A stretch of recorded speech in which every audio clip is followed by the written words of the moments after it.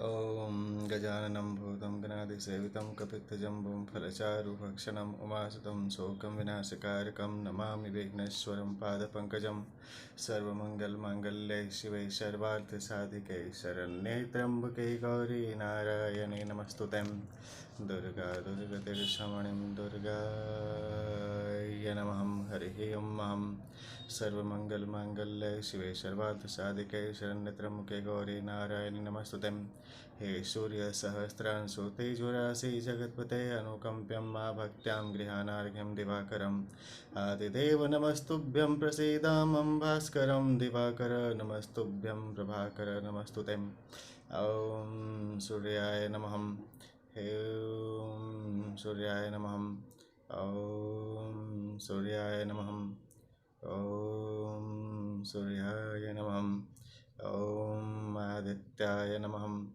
ॐ भास्कराय नमः ॐ भानवे नमः ॐ विवस्वानाय नमः हरिः ॐ ॐ सूर्याय नमः ॐ सूर्याय नमः हरिः ॐ ॐ सूर्याय नमः हरिः ॐ ॐ सूर्याय नमः हरिः ॐ ॐ आदित्याय नमः हरिः ॐ ॐ भास्कराय नमः हरिः ॐ ॐ दिवाकराय नमः हरिः ॐ ॐ नमः शिवाय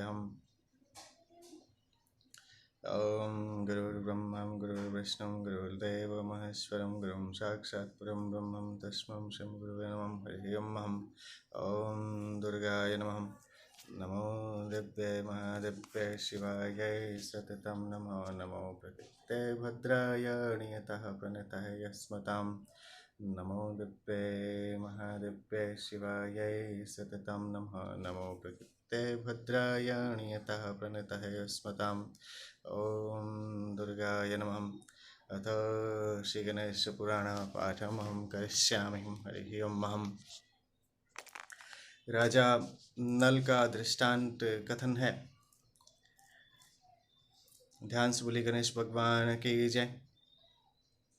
हिमालय ने कहा, हे उमे, निषद देश के राजा नल ने भी उन्हीं विघ्नेश्वर का पूजन करके अभिष्ट प्राप्त किया था।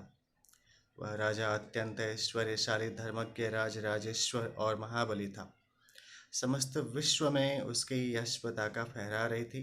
वह जैसे नीति निधान था वैसे ही ज्ञानवान भी था। उसके पास सदैव विद्वान ब्राह्मणों, ऋषि मुनियों, मनुष्यों आदि का जमघट लगा रहता था। एक दिन उसकी सभा में महर्षि गौतम पधारे।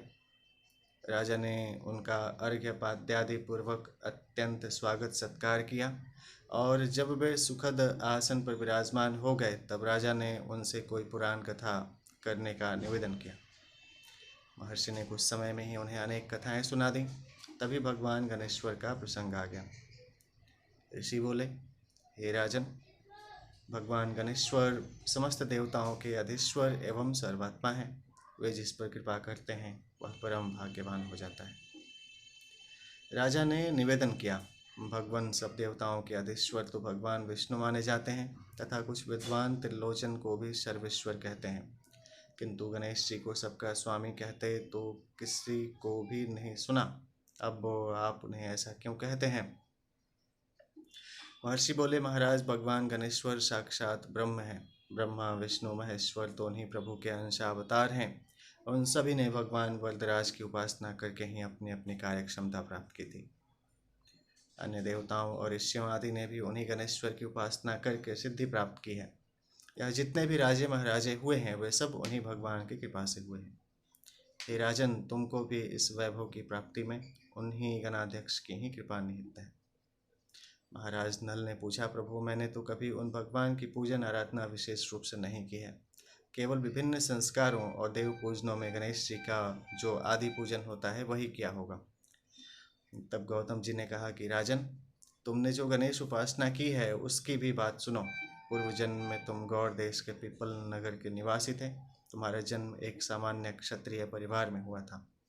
सर्वत्र तिरस्कृत रहने के कारण तुम बहुत दुखित थे। तभी महर्षि कौशिक से तुम्हारी भेंट हुई। तुमने उनसे अपने दुख की बात कहकर उसके निवारण का उपाय पूछा। महर्षि ने कृपापूर्वक गणेश जी के एकाक्षरी मंत्र के प्रभाव से इस जन्म में तुम अत्यंत ऐश्वर्यवंत राजराजेश्वर हुए हो। ध्यान सूर्य गणेश भगवान की जय। अब कहानी है राजा चित्रांगद का दृष्टांत कथन है।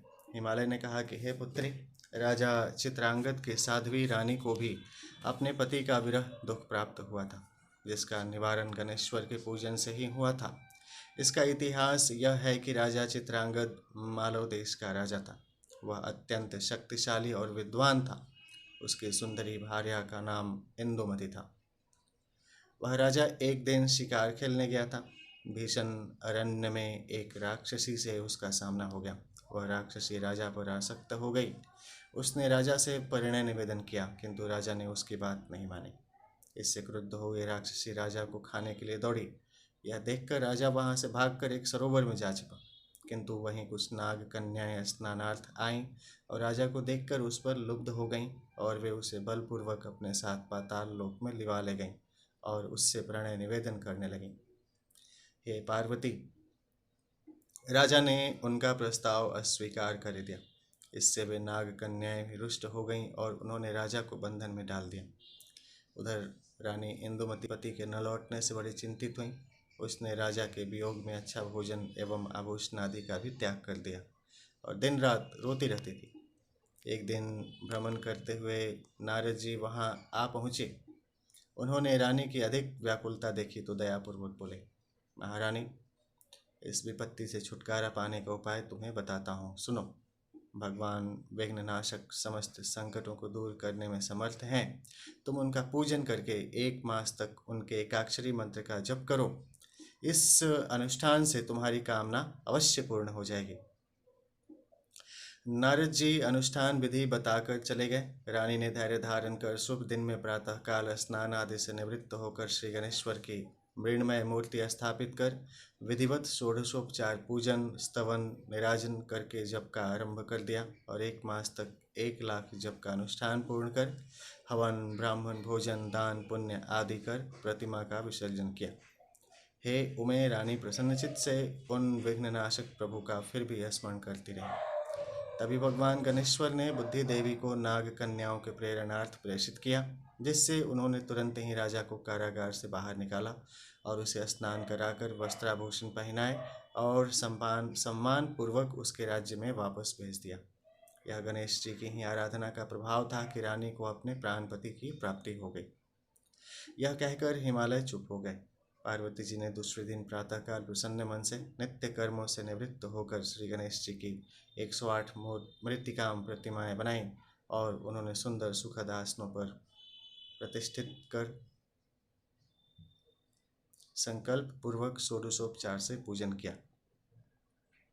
फिर भक्ति भाव से स्तुति निराजन प्रदक्षिणा आदि करके एकाक्षरी मंत्र का 1 मास तक जप किया और अंत में हवन तर्पण और ब्राह्मण भोजन कराकर सभी को अभिष्ट दक्षिणा दी। फिर अभ्यागतों आदि को भी गौ रत्न अन्न वस्त्र आदि विविध वस्तुओं का दान दिया। फिर स्वयं भोजन करके भगवान गणेश्वर का ध्यान करने लगी। इसी के प्रभाव से उन्हें भगवान शंकर की प्राप्ति हो गई। ध्यान सूर्य गणेश भगवान की जय। अथ अष्टम अध्याय। अब देवराज इंद्र के विमान का पतन वर्णन है। सूत जी बोले कि हे शौनक, फिर चतुरान ने व्यास जी के प्रति राजा सूरसेन का उपाख्यान कहा, जिसे महर्षि भृगु ने राजा सोमकांत को इस प्रकार बताया। हे राजन, मध्य देश में सहस्त्र नामक एक विख्यात नगर था, जिसमें रहकर राजा सूरसेन राज्य करता था। यह राजा अत्यंत पराक्रमी शत्रुजेता और विद्वान था। एक दिन राजा अपनी राजसभा में श्रेष्ठ सिंहासन पर विराजमान था। तभी उसने कुछ दूर पर एक विमान गिरता देखा। राजा ने अपने दूतों को उसका पता लगाने का आदेश दिया, तो उन्होंने लौटकर बताया, महाराज, वह विमान देवराज इंद्र का है। यह सुनकर राजा तुरंत वहां पहुंचा और उसने देवराज से विमान के गिरने का कारण पूछा। इंद्र ने उत्तर दिया, राजन, मैं गणेश रूप भृशुंडी ऋषि के दर्शन करके लौट रहा था, तभी मेरे विमान पर तुम्हारे एक कुष्ठी दूत की दृष्टि गई, उसी से यह विमान गिर गया है। राजा सूरसेन ने कहा, प्रभु भृशुंडी ऋषि कौन है?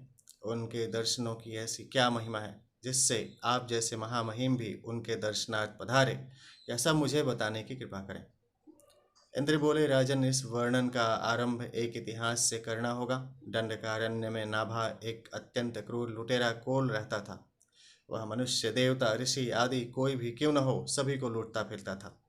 उस दस्यु ने एक बार महर्षि मुद्गल के आश्रम पर आक्रमण कर दिया, किंतु महर्षि के भय रहित एवं सौम्य स्वरूप को देखकर उसका हृदय धड़कने लगा और हाथ कांपने लगा। उसका मानसिक उद्वेग इतना बढ़ा कि शरीर से श्वेत की धारा ही बह उठी। निकट ही गणेश तीर्थ था। उसने सोचा कि शरीर में स्फूर्ति लाने के लिए पहले स्नान कर लूं।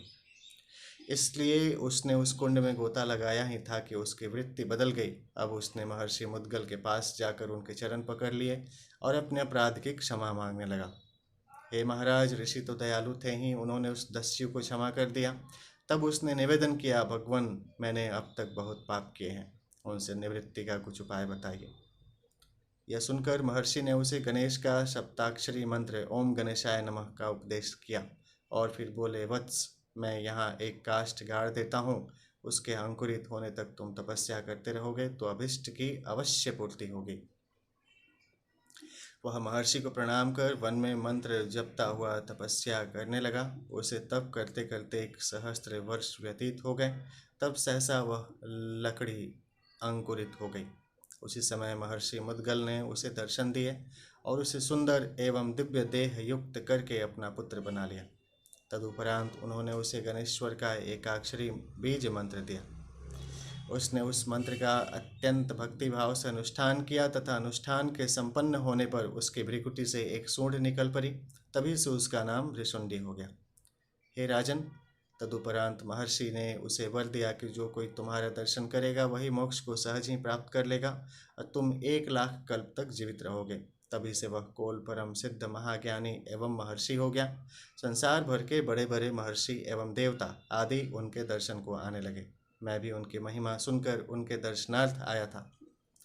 राजा सूरसेन ने यह इतिहास सुनकर पुनः पूछा, प्रभु, अब आपका यह विमान किस प्रकार उठने योग्य होगा? इस पर इंद्र बोले, राजन, तुम्हारे राज्य में कोई संकष्टी व्रत करने वाला पुण्यात्मा जब अपने 1 वर्ष का पुण्य देगा तभी यह उठेगा।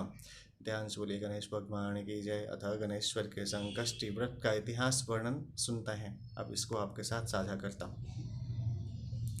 जब राजा ने पूछा कि देवराज, वह व्रत किस प्रकार किया जाता है, तो उन्होंने उत्तर दिया, नृपेश्वर, मैं तुम्हें एक इतिहास सुनाता हूँ। पुरा काल में कृतवीर्य नामक एक राजा हो गया है।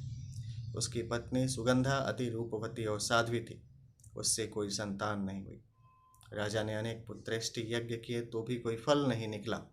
अमात्यों ने परामर्श दिया, महाराज, अब तो निवास पूर्वक तपश्चर्या कीजिए। राजा को परामर्श उचित प्रतीत हुआ। उसने अमात्यों को राज्य की रक्षा का भार सौंपा और पत्नी सहित वन में चला गया। इस प्रकार दंपत्ति घोर तपस्या करने लगा। एक दिन नारद जी पितृलोक गए थे तो वहां उनकी भेंट कृतवीर्य के पितरों से हुई। उनके कुशल क्षेम पूछने पर नारद जी ने कहा कि कृतवीर्य को जब तक स्वर्ग की प्राप्ति कराने वाले पुत्र की प्राप्ति न होगी तब तक वह पत्नी सहित कठिन तप करता रहेगा, और यदि पुत्र की प्राप्ति न हुई तो वह इसी प्रकार अपने प्राण दे देगा। तदुपरांत देवर्षि यमलोक में पहुंचे। वहां उन्होंने भृशुंडी ऋषि के माता पिता को अग्निमय कुंभिपाक में दग्ध होते हुए देखा। उनको बड़ी दया आई। उन्होंने भृशुंडी ऋषि के पास जाकर उनकी दशा का वर्णन करने के पश्चात कहा कि मुनिवर, आपके माता पिता कुंभिपाक नरक में पड़े हुए घोर दुख भोग रहे हैं, उनके उद्धार का कुछ उपाय कीजिए। तब भृशुंडी ऋषि ने अपने संकष्टी व्रत का पुण्य सभी पितरों के लिए दिया, जिससे उनके माता पिता सहित अन्य सब पितर भी मुक्त हो गए। राजा ने पूछा, हे देवेंद्र, आपने भृशुंडी के पितरों के मुक्त होने का वृतांत तो कहा, किंतु कृतवीर्य के विषय में बताया कि उसके पितरों ने नारद जी को क्या उत्तर दिया, वह भी बताने की कृपा कीजिए। तब देवराज बोले, नरेंद्र, उसका भी उत्तर सुनो। उन राजा के पिता ने नारद जी से तो यह कहा कि उसका उपाय करेंगे, और फिर वह तुरंत ही ब्रह्मा जी के पास गया और उन्हें प्रणाम कर निवेदन किया, ब्राह्मण, मेरा पुत्र तो अत्यंत धार्मिक और ईश्वर भक्त है, उसको पुत्र की प्राप्ति क्यों नहीं हुई? यह सुनकर ब्रह्मा जी बोले, तुम्हारे पुत्र ने पूर्व जन्म में ब्रह्म हत्या की थी। वह नंदुर नामक नगर में निवास करता था। उसने धन के लोभ में 12 वेदज्ञ ब्राह्मणों को मार डाला और उनका धन लेकर अपने घर आ गया। उस दिन माघ कृष्णा चतुर्थी थी तथा जब वह घर आया था उस समय चंद्रोदय हो चुका था। उसने अपने समस्त परिवारी जनों के साथ बैठकर अपने पुत्र गणेश को पुकारा। जब वह आ गया तब सभी ने भोजन किया। तदुपरांत उसकी मृत्यु हो गई। हे राजन, उस दिन वह दिन भर भूखा रहा और गणेश का उच्चारण कर भोजन किया। उसे संकष्टी चतुर्थी में दिन भर भूखे रहने से व्रत का और गणेश उच्चारण से नाम स्मरण का पुण्य प्राप्त हो गया, जिसके फलस्वरूप तुम पुण्यवान नरेश के यहाँ उसका जन्म हुआ और तुम्हारे पश्चात उसे राज्य पद की प्राप्ति हो गई। अब यदि वह संकष्ट चतुर्थी का व्रत करे तो उसकी ब्रह्म हत्या छूटकर पुत्र लाभ हो सकता है। यह सुनकर कृतवीर्य का पिता अपने स्थान पर लौट आया और अपने पुत्र को संकष्ट चतुर्थी व्रत करने की स्वप्न में प्रेरणा दी। तब राजा ने यह व्रत करके गणेश जी का और चंद्रमा का पूजन किया, जिसके प्रभाव से उसे सुंदर पुत्र की प्राप्ति हो गई। ब्रह्मा जी बोले, हे व्यास, इंद्रदेव से गणेश जी के पूजन व्रत जप आदि की ऐसी महिमा सुनकर राजा सूरसेन ने अपने राज्य में ढिंढोरा पिटवा कर घोषणा की कि जिस किसी ने संकष्टी व्रत किया हो वह राजा के समक्ष उपस्थित हो, राजा उसे अभिष्ट धन प्रदान करेंगे। यद्यपि उस राज्य में गणेश जी का उक्त व्रत करने वाले कोई गणेश भक्तों का निवास था, तथापि उन्हें उस घोषणा से यह आशंका हुई कि कहीं राजा कोई दंड न दे बैठे। संभव है कि अभिष्ट धन देने के बाद लोभ दिलाने के लिए ही कहलाई हो। हे द्वैपायन, इस भय से कोई भी राज्य सभा में जाने को इच्छुक नहीं था। किंतु तब भी एक व्यक्ति वहां पहुंचकर बोला कि राजन, मैंने निरंतर कई वर्षों तक संकष्टी चतुर्थी में व्रत किए हैं। यदि आप मेरे कार्य को ठीक समझते हो तो आज्ञा कीजिए कि मैं क्या करूं। यदि कहीं आपने प्रलोभन देकर दंड देने के उद्देश्य से मुझे बुलाया है तो भी मैं प्रस्तुत हूँ। दंड की बात सुनकर राजा को हंसी आ गई। उसने उस व्यक्ति को सम्मान सहित बैठाकर सुरेश्वर के विमान गिरने की घटना बताई और अपना 1 वर्ष का पुण्य प्रदान करने का उससे निवेदन किया। राजा की बात सुनकर उसने सहर्ष अपने 1 वर्ष के संकष्टी व्रत दान का संकल्प कर दिया। हे द्वैपायन, उसके संकल्प करते ही इंद्रदेव का विमान ऊपर उठ गया। इस प्रकार देवराज अपने लोक को गए। तब राजा ने उस व्यक्ति को अभिष्ट धन देकर ससम्मान विदा किया और फिर स्वयं भी प्रति वर्ष संकष्टी व्रत करने लगा, जिसके प्रभाव से इहलोक और परलोक में पूर्ण आनंद की प्राप्ति हुई। व्यास जी ने पूछा, हे ब्राह्मण, संकष्टी व्रत का आपने इतना अधिक महात्म्य बताया है, किंतु कुछ विद्वान अन्य चतुर्थियों में व्रत करना श्रेष्ठ मानते हैं, तब कौन सी बात ठीक है?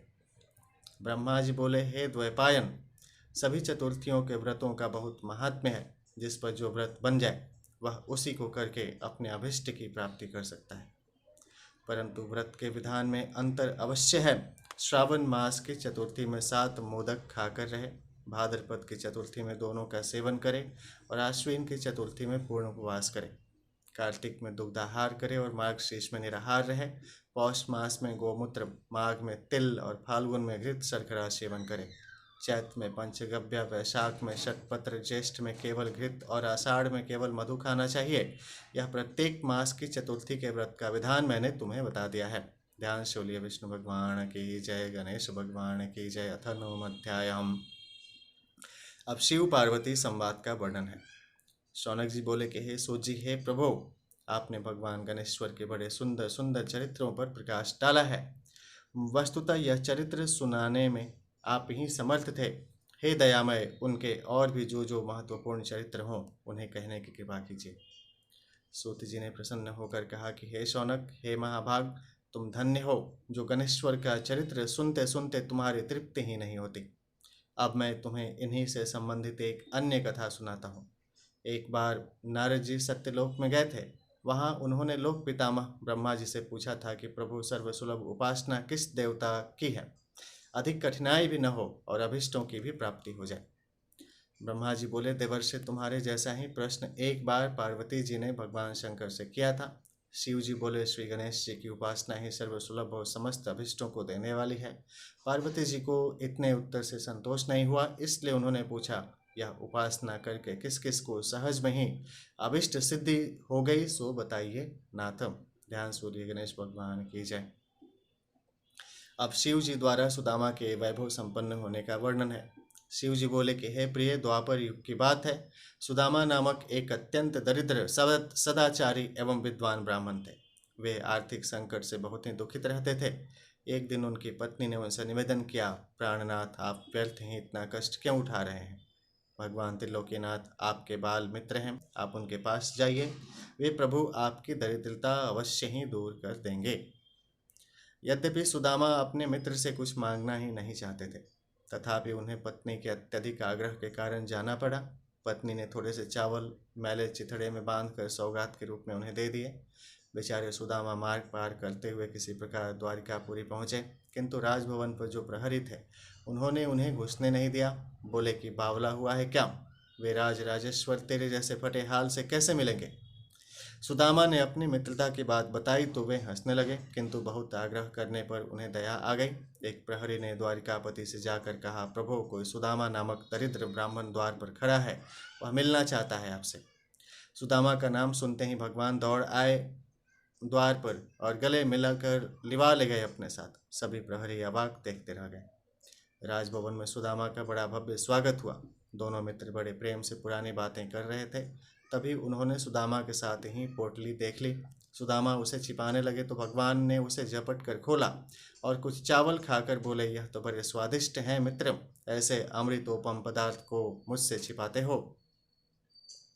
फिर कुशल प्रश्न हुआ दोनों ओर से। सुदामा ने सर्व कुशल बताते हुए अपने दरिद्रता की बात कही, जिसे सुनकर श्री कृष्ण बोले, मित्रम, तुम गणेश्वर की पूजा नहीं करते हो क्या? यदि उन प्रभु को प्रसन्न कर लो तो सभी कामनाएं पूर्ण हो जाएं। सुदामा ने पूछा, यह गणेश्वर कौन है? इनकी पूजा का विधान क्या है? भगवान बोले, गणेश्वर उस पर ब्रह्म परमात्मा का ही नाम है जो अनादि अनंत सर्वेश्वर एवं परम पूजनीय है। ब्रह्मा, विष्णु और शिव भी उन्हीं के अनुशासन में रहकर सृष्टि के संग पालन और लय करते हैं। वे ही एक प्रभु, एकमात्र उपासनीय एवं सर्व कामदाता है। समस्त देवता, ऋषि मुनि एवं वेदज्ञ ब्राह्मण उन्हीं गणेश जी की उपासना में सदैव लगे रहते हैं। तुम भी उन्हीं का पूजन और व्रत करो। सुदामा ने पूछा, गणेश जी का व्रत कब करना चाहिए? उनके ध्यान, पूजन, व्रतांत को कैसे किया जाता है, यह भी कहिए। कृष्ण बोले, हे विप्रवर, हे सखे, तुम इनका व्रत किसी भी मास की चतुर्थी में कर सकते हो, अथवा वैशाखी पूर्णिमा, कार्तिकी पूर्णिमा या अन्य किसी पुण्य अवसर पर करो। यदि मंगल, शुक्र या रविवार के दिन करो तो भी शुभ है। प्रातःकाल स्नान आदि से निवृत्त होकर व्रत का संकल्प लेना चाहिए। फिर तिल और आंवले के चूर्ण का उपटन लगाकर पुनः स्नान करें। एक स्नान प्रदोष काल में और भी कर ले तो अत्युत्तम। स्नान के पश्चात स्वस्ति वाचन, पुण्यावाहन एवं नवग्रहों का पूजन करे। धरती को गोबर से लीप कर चौक पूरे और चौकी रखकर उस पर कलश स्थापन करे। फिर गणेश जी की धातु की मृतिका की मूर्ति स्थापित कर षोडशोपचार से पूजन करे। भोग में उत्तम घृतादि के साथ निर्मित मोदक रखे। यदि यह संभव न हो तो समस्त उपचार मानसिक भी हो सकते हैं। हे मित्र, भावना सर्वोपरि है, इसलिए पूजन में भक्ति भाव भी विशेष फलदायक होता है। यदि श्रद्धा हो तो पूजन कार्य संपन्न होने पर ब्राह्मणों के भोजन करावे और यथाशक्ति दक्षिणा दे। सबके अंत में अपने परिवारीजनों एवं पत्नी पुत्रादि के साथ बैठकर स्वयं भोजन करे। यह व्रत का विधान तुम्हें बता दिया है। सुदामा बोले, इस व्रत को पहले किसने किया था? श्री कृष्ण ने इसके उत्तर में कहा कि एक बार प्रलय के पश्चात सृष्टि की उत्पत्ति होनी थी, परंतु ब्रह्मा जी को अनेक विघ्नों का सामना करना पड़ा। तब ब्रह्मा जी ने गणपति का ही पूजन किया और उनसे शक्ति प्राप्त करके सृष्टि रचना का कार्य संपन्न किया। हे सखे, मुझे भी दुष्ट दलन करके धर्म संस्थापनार्थ अवतार लेने की शक्ति उन्हीं गणाधीश्वर से प्राप्त हुई है। मैं तो प्रति शुक्रवार में गणेश जी का व्रत किया करता हूँ। यह सुनकर सुदामा के मन में बड़ी प्रसन्नता हुई और उन्होंने अयाचित वृत्ति से प्राप्त होने वाले द्रव्य से वहीं गणेश जी के पूजन का संकल्प किया और श्री कृष्ण के परामर्श से उन्हीं के साथ आराधन कर प्रसाद ग्रहण किया और फिर उन्होंने भगवान से घर जाने की अनुमति मांगी। जब चले गए तब श्री कृष्ण उन्हें बहुत दूर तक पहुंचाने आए। फिर सुदामा के आग्रह से ही अपने भवन को लौटे। ध्यान सूर्य गणेश भगवान की जय। अब कहानी है व्यापारी के धन चोरी होने का वर्णन है। उधर सुदामा जी अपने घर को शीघ्रता से चल पड़े। तभी मार्ग में उनकी मणि नामक एक धनवान व्यापारी से भेंट हुई। रात्रि में सुदामा जहाँ ठहरे थे वहीं व्यापारी आ ठहरा, किंतु जब वह प्रगाढ़ निद्रा में था तब चोरों ने उसका सभी बहुमूल्य धन चुरा लिया। जब उसकी आंख खुली तब उसने वह संकल्प किया कि यदि गया हुआ धन मिल जाए तो उसका आधा भाग ब्राह्मण को दान कर दूंगा। उसने ऐसा निश्चय किया ही था कि उसे एक संदूक कुछ ही दूर पड़ा दिखाई दिया। दौड़कर उसने संदूक उठाया तो यह बहुत सारे रत्न आदि से भरा पाया। उसने प्रसन्न होकर संदूक का आधा धन सुदामा को दान कर दिया। सुदामा को उससे बड़ी प्रसन्नता हुई और उन्होंने उस धनिक व्यापारी को भी साथ लेकर भगवान गणाध्यक्ष का वहीं पूजन किया। सायंकाल में जब पूजन कार्य संपन्न हो गया तब सुदामा को भगवान गणेश्वर के साक्षात दर्शन हुए। सुदामा ने भक्ति भावपूर्वक उनके चरण पकड़ लिए और स्तवन करने लगे। उन्होंने प्रभु से निवेदन किया कि हे दयानिधे, हे सत्य स्वरूप पर ब्रह्म, आप परम दयालु और भक्त वत्सल हैं। हे नाथ, आपकी महिमा अपरंपार है, जिसे ब्रह्मा विष्णु और शिव भी नहीं जान पाते, तो मेरे जैसे तुच्छ जीव के तो कहने ही क्या है। हे प्रभु, आप सर्वशक्तिमान की स्तुति के लिए सार्थक शब्दों का भी तो मुझे ज्ञान नहीं है। हे दीन बंधो, मुझ पर दया कीजिए, आपको बारंबार नमस्कार है, नमस्कार है। श्री गणेश जी ने प्रसन्न होकर सुदामा के मस्तक पर अपना वरद हस्त फेरते हुए कहा, विप्रश्रेष्ठ वर मांगो, मैं तुम पर बहुत प्रसन्न हूँ। सुदामा जी ने हाथ जोड़कर कहा कि करुणा सिंधो, जब आप सर्व ऐश्वर्यमय की मुझ पर पूर्ण कृपा है तो फिर क्या मांगो। हे नाथ, यदि आप प्रसन्न हैं तो मुझे अपनी अनन्य दृढ़ भक्ति प्रदान कीजिए, बस यही मेरे लिए अत्यंत श्रेष्ठ वर होगा। गणेश्वर एवं अस्तु कहकर अंतर्ध्यान हो गए। उस समय वह धनिक भी वहां उपस्थित था। उसने सुदामा से गणेश जी के पूजन और महात्म्य संबंधी कुछ बातें पूछी और फिर उसने स्वयं भी श्री गजानन का व्रत करने का संकल्प किया। सुदामा पर भगवान गणाध्यक्ष की बड़ी महत्व कृपा हुई। सुदामा वहां से चलकर अपने घर पहुंचे तो यह देखकर अत्यंत विस्मय करने लगे कि वहां कहीं भी उनकी पर्णकुटी नहीं है, वरन एक अत्यंत वैभवशाली भवन खड़ा है जो वहां कभी नहीं था। सुदामा सोचने लगे कि यह क्या हुआ, क्या किसी ने मेरी कुटी तुड़वा कर अपना महल बनवा दिया? क्या किसी ने मेरी कुटी तुड़वा कर अपना महल बनवा लिया? और यदि ऐसा है तो मेरी पत्नी कहाँ गई? सुदामा इस प्रकार चिंता में पड़े थे। तभी उनकी पत्नी ने भवन के भीतर से उन्हें देख लिया और सेवकों को उन्हें बुला लाने की आज्ञा दी। जब सुदामा भीतर गए तो उनकी पत्नी ने कहा, नाथ, रात में मैं अपनी पर्णकुटी में सोई थी और प्रातः आँख खुलने पर अपने को इस राजसी भवन में पाया। मुझे आश्चर्य है कि यह सब क्या हो गया। यह इतने दास दासी भी न जाने कहाँ से आ गए। तब सुदामा ने भगवान गणेश जी के प्रसन्न होने का समस्त वृतांत आद्योपांत सुना दिया। फिर तो वे प्रतिमास ही श्री गणेश जी का पूजन करने लगे और यहाँ सर्व सुख भोग कर अंत में गणेश लोक को प्राप्त हुए। ध्यान से बोलिए गणेश भगवान की जय। अब है चोरों से वैश्य को धन की पुनः प्राप्ति का कथन है। इनसे जुड़ी हुई कथा सुनिए। शौनक जी कहते हैं, हे प्रभु, यह तो आपने बड़ा सुंदर वृतांत सुनाया।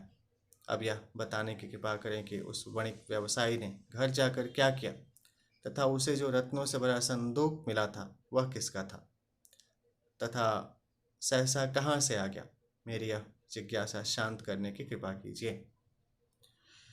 सूत जी ने कहा कि शौनक, तुमने अच्छा प्रश्न किया है। उस धनिक को जो रत्नादि धनों से भरा हुआ संदूक मिला था वह भगवान विघ्नराज की कृपा ही थी। उन्होंने सुदामा को धन प्राप्त कराने के लिए ही वह धन वहां सहसा उत्पन्न कर दिया था। अब उस वैश्य का वृतांत सुनो। वह कच्छ भुज नामक नगर का निवासी था और व्यापार के उद्देश्य से ही परदेश में गया था। उसने अपने नगर में लौटकर भगवान विघ्नराज का पूजनोत्सव बड़े समारोह से किया, जिसमें नगर के प्रतिष्ठित व्यापारी, अधिकारी एवं उसके बहुत से बांधव आमंत्रित किए गए। अनेकों वेदज्ञ ब्राह्मणों ने उस पूजन कर्म में योग दिया। उस धनिक ने ब्राह्मण भोजन करा के प्रचुर धन दान दक्षिणा में दिया। वैश्य के एक परम मित्र थे, राजा के प्रधान अमात्य चित्रबाहु।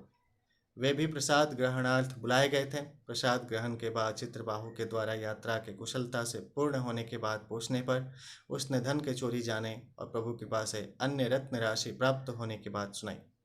इसके पश्चात उत्सव का आयोजन संपन्न हुआ। एक दिन कुछ लोग चित्रबाहु के पास जाकर विक्रयार्थ रत्न आदि दिखाने लगे, तो चित्रबाहु ने रत्नों के असली होने की परीक्षा के लिए अपने मित्र वैश्य को बुलाया। उसने रत्नों को देखकर पहचान लिया कि वह वही रत्न है जो मेरे पास से चोरी गए थे, और यह बात उसने सबके सामने चित्रबाहु से कह दी। तब चित्रबाहु ने रत्न लाने वालों से कहा, बताओ तुम्हें यह रत्न कहाँ से प्राप्त हुए। पहले तो उन्होंने कुछ उल्टी सीधी बातें बनाई, किंतु जब उन्होंने चित्रबाहु के आदेश पर अपने को राज सैनिकों से घिरे पाया तो रोते हुए बोले, प्रधान जी, हमारा अपराध क्षमा कर दें, तो हम अभी सब बात बताते हैं। चित्रबाहु ने कहा कि सत्य कहोगे तो क्षमा कर दिए जाओगे। तब उन्होंने स्वीकार किया कि मार्ग में उस वैश्य से ही यह धन चुराया था। इसके पश्चात उन्होंने वह धन वैश्य को लौटा दिया। चित्रबाहु ने उन चोरों से कहा, देखो, यह भगवान गणेश्वर का ही प्रभाव है जो तुम लोग धन लेकर यहाँ खींचे चले आए हो। यदि सुख समृद्धि चाहते हो तो चोरी का धंधा छोड़कर अन्य कार्य में लगो और भगवान गणाध्यक्ष का व्रत पूजन आदि करो, तो तुम्हें सहज ही समस्त धन प्राप्त हो जाएंगे। यह सुनकर चोरों ने भविष्य में चोरी न करने की प्रतिज्ञा की और संकल्प किया कि हम उन्हीं विनायक की आराधना करते हुए धर्मपूर्वक जीवन यापन करेंगे। इस प्रकार वे चोर सदाचारी बनकर भगवान गणेश्वर की आराधना करने लगे, जिससे उन्हें सर्व सुखों की प्राप्ति हुई। वह वैश्य भी चोरी का धन वापस लौट आने पर अत्यंत प्रसन्न हुआ और गणेश्वर की पूजा करने लगा। ध्यान से बोलिए गणेश भगवान की जय। भगवान विनायक की कृपा चित्रबाहु पर होती है। इनसे जुड़ी हुई प्रसंग का श्रवण कीजिए। सूत जी कहते हैं कि हे शौनक, चित्रबाहु ने गणेश व्रत का दृढ़ संकल्प किया, किंतु बाद में पुत्र प्राप्ति होने पर अपने संकल्प को भूल गया। इस कारण उस पर संकट के मेघ मंडराने लगे और एक दिन सहसा राजा ने किसी कारण कुपित होकर उसका सर्वस्व छीन लिया और देश निकाला दे दिया। इस कारण उनके पास जीवन यापन का कोई भी साधन नहीं रहा। जब भूखों मरने की नौबत आ गई तो नर्मदा के तट पर भीख मांगने लगा। तभी एक दिन उसने शुक्रदेव जी का आश्रम देखा तो भीतर जाकर महर्षि को प्रणाम कर बैठ गया। महर्षि ने पूछा, तुम कौन हो, कहाँ से आए हो, क्या प्रयोजन है तुम्हारा।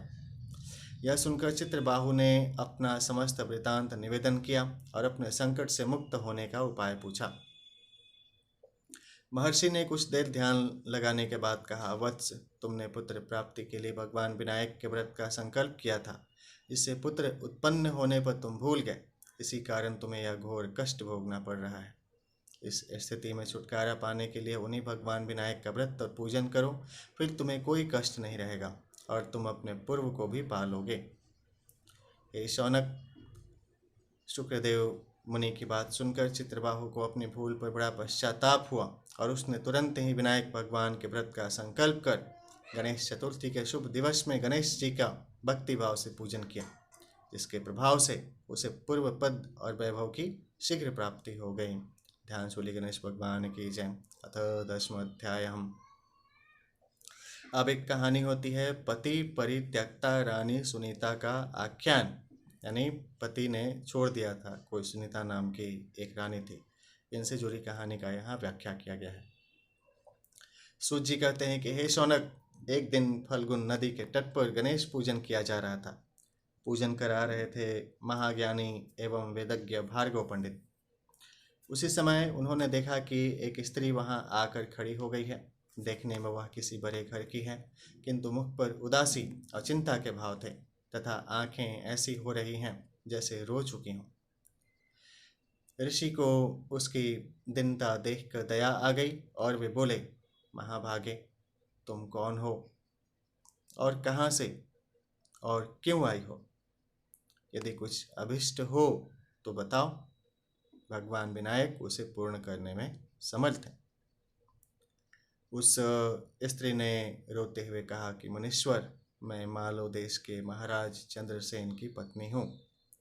यद्यपि महाराज अत्यंत धर्मज्ञ, नैतिज्ञ और परम बल वैभव संपन्न हैं और मुझ पर प्रेम भी बहुत करते थे, किंतु मेरे कोई संतान न होने के कारण उन्होंने मेरी ही अनुमति से दूसरा विवाह कर लिया। फिर तो वे उसी के प्रेम में आसक्त रहकर मेरा तिरस्कार करने लगे। मेरी सौत ने तो मुझे दासी से भी बुरी अवस्था में डाल दिया। फिर उसके एक सुंदर पुत्र उत्पन्न हुआ, जिसका नाम पद्मसेन रखा गया। उसके समस्त संस्कार विधिवत हुए और विद्या अध्ययन के पश्चात मद्र देश की राजकुमारी से उसका विवाह भी हो गया। हे मुनिनाथ, फिर मेरे पति समस्त परिवार के सहित गया में पिंड दानार्थ आ गए और आज समस्त धर्म कार्य संपन्न होने पर थके होने के कारण पलंग पर सो गए। मैं उनकी सेवा शुश्रूषा में लगी थी, तभी मेरी सौत वहां आई और उसने मुझे अनेक गालियां दी तथा लात घूंसों से प्रहार किया। तब मैं अपमान न सहन करने के कारण आत्महत्या के विचार से शिविर छोड़कर यहाँ चली आई और नर्मदा में कूदना चाहती थी कि कुछ मंत्र ध्वनि सुनकर और पूजन आदि होते देखकर यहाँ चली आई। अब आप मुझे यह बताएं कि आप किस देवता का पूजन कर रहे हैं? क्या इसे करने से मेरा भी दुख दूर हो सकेगा? महर्षि ने उसकी बात सुनकर करुण दृष्टि से देखते हुए कहा कि रानी, भगवान विघ्नेश का पूजन कर रहे हैं। यह प्रभु समस्त विघ्नों को दूर कर सभी अभिष्टों के पूर्ण करने में समर्थ हैं। तुम इन्हीं विघ्नराज का पूजन करोगी तो तुम्हारे कष्ट शीघ्र दूर हो जाएंगे।